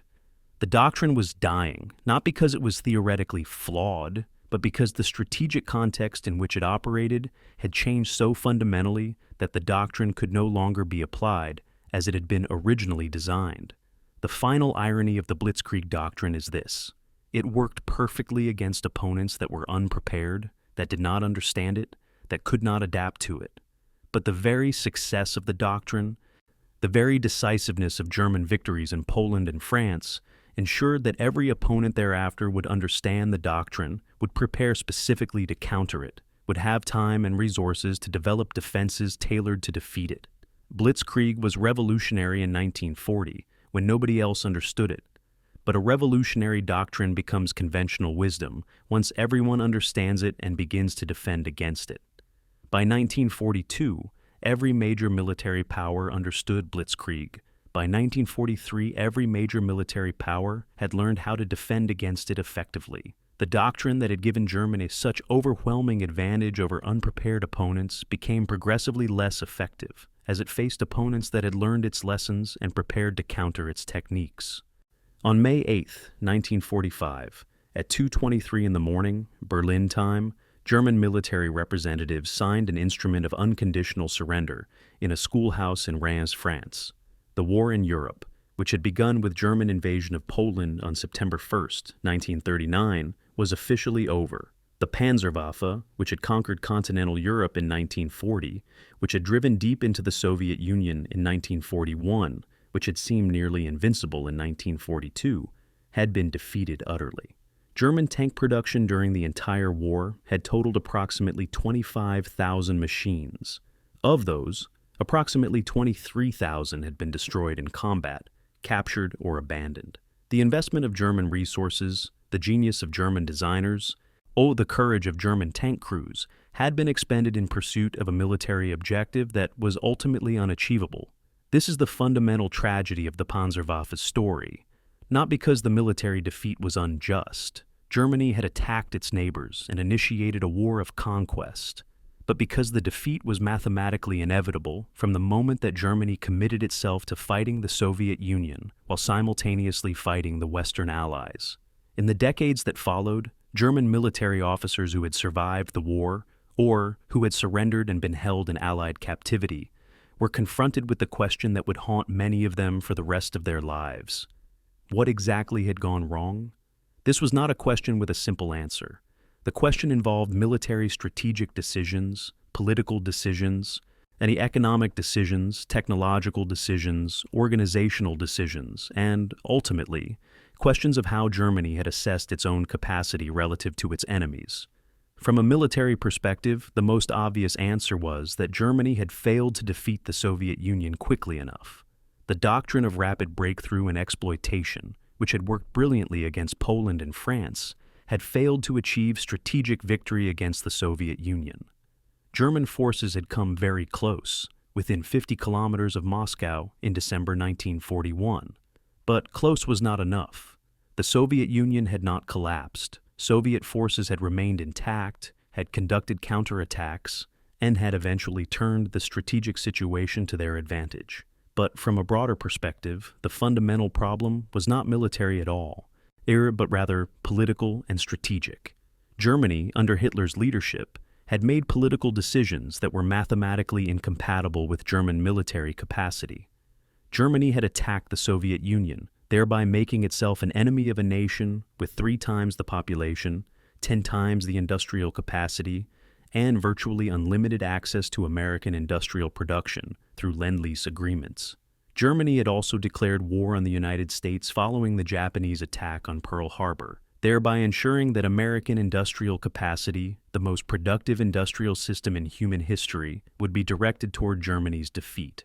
Under these circumstances, with Germany facing the Soviet Union to the east and the United States and Britain to the west, its German victory was not merely unlikely, it was essentially impossible.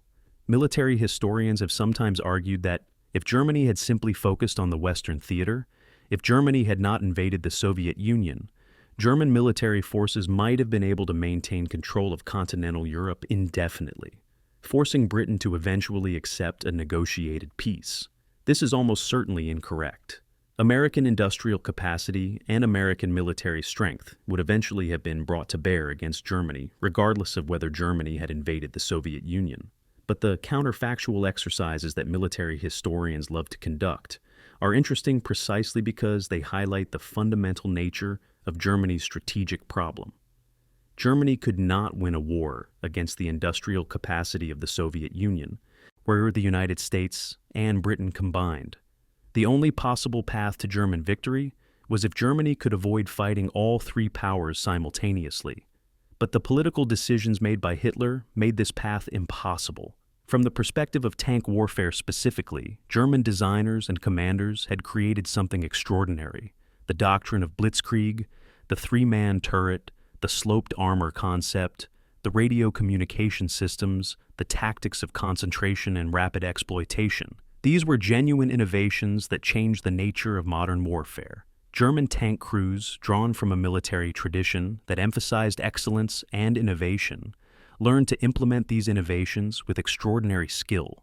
In tank versus tank combat, German crews often achieved kill ratios that reflected superior training, superior coordination, and superior individual tank capability.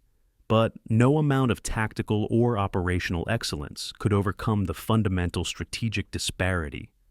In a war of attrition, which is what the Second World War ultimately became after 1941, The side with greater industrial capacity, greater manpower reserves, and greater access to resources always wins. It is not a matter of tactics or innovation or doctrine. It is a matter of mathematics. The Panzerwaffe's ultimate defeat, when examined through this lens, becomes less a story of military failure and more a story of strategic miscalculation on a catastrophic scale. Germany's military was not defeated because German tanks were inferior to Soviet tanks, or because German military doctrine was flawed.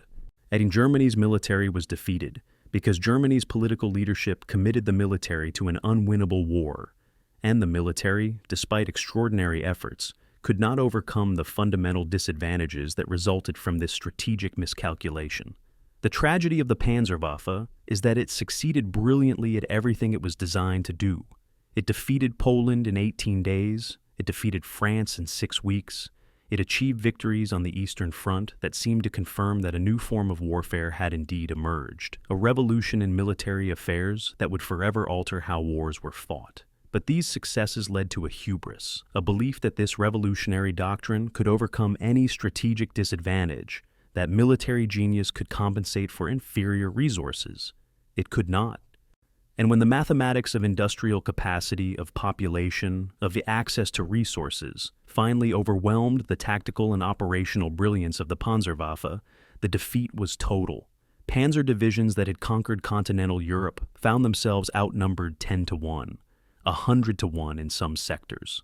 German tank crews that had been trained to coordinate and concentrate force found themselves in situations where concentration was impossible because tanks were being attrited away faster than they could be replaced. The very innovations that had made German tanks so effective, the concentration of force, the rapid exploitation, the doctrine of overwhelming local superiority at the point of breakthrough, could no longer be applied, because Germany no longer had the resources to achieve local superiority. And yet something remarkable did occur in the aftermath of German defeat. The innovations that Germany had created in the course of fighting a war that was ultimately unwinnable became the foundation for military systems that would dominate the Cold War and extend into the contemporary era. Three-man turrets became universal. Sloped armor became standard on every tank design. Radio communication became a prerequisite for modern military vehicles.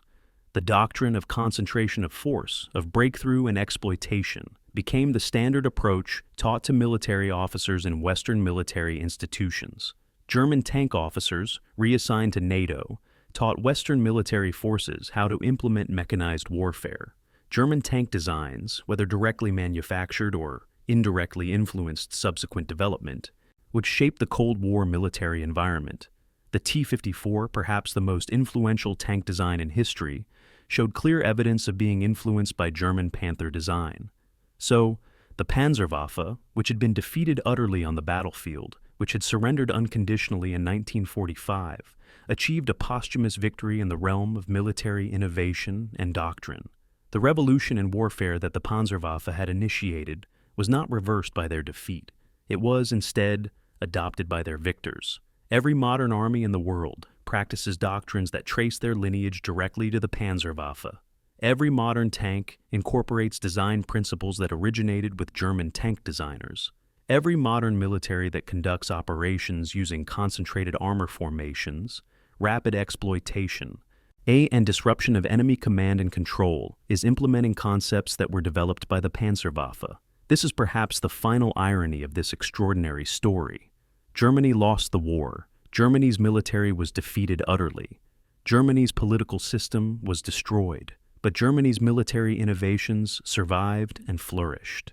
The Panzerwaffe became legendary not for its victories, though there were many, but for what it represented.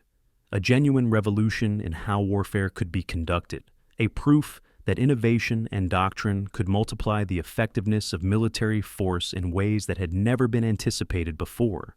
The tanks that the Panzerwaffe operated, the commanders who led them, the doctrine that guided them, became the template for modern armored warfare. And when historians look back at the history of 20th century military development, they see the Panzerwaffe as a watershed moment, the point at which traditional 19th century warfare was replaced with something new, something faster, something more coordinated, something built on the integration of armor, infantry, artillery, and air power operating together in carefully orchestrated formations. Whether this transformation of warfare was ultimately a positive development for humanity is a question beyond the scope of what we can answer here. Wars fought with the kind of blitzkrieg doctrine that the Panzerwaffe pioneered are not less bloody, not less destructive, not more humane than wars fought with 19th century tactics. They are, in fact, often more destructive and more rapid in their ability to inflict catastrophic damage. But the transformation was real, it was revolutionary, and it was initiated by a military system that ultimately could not survive the consequences of the war it helped to initiate.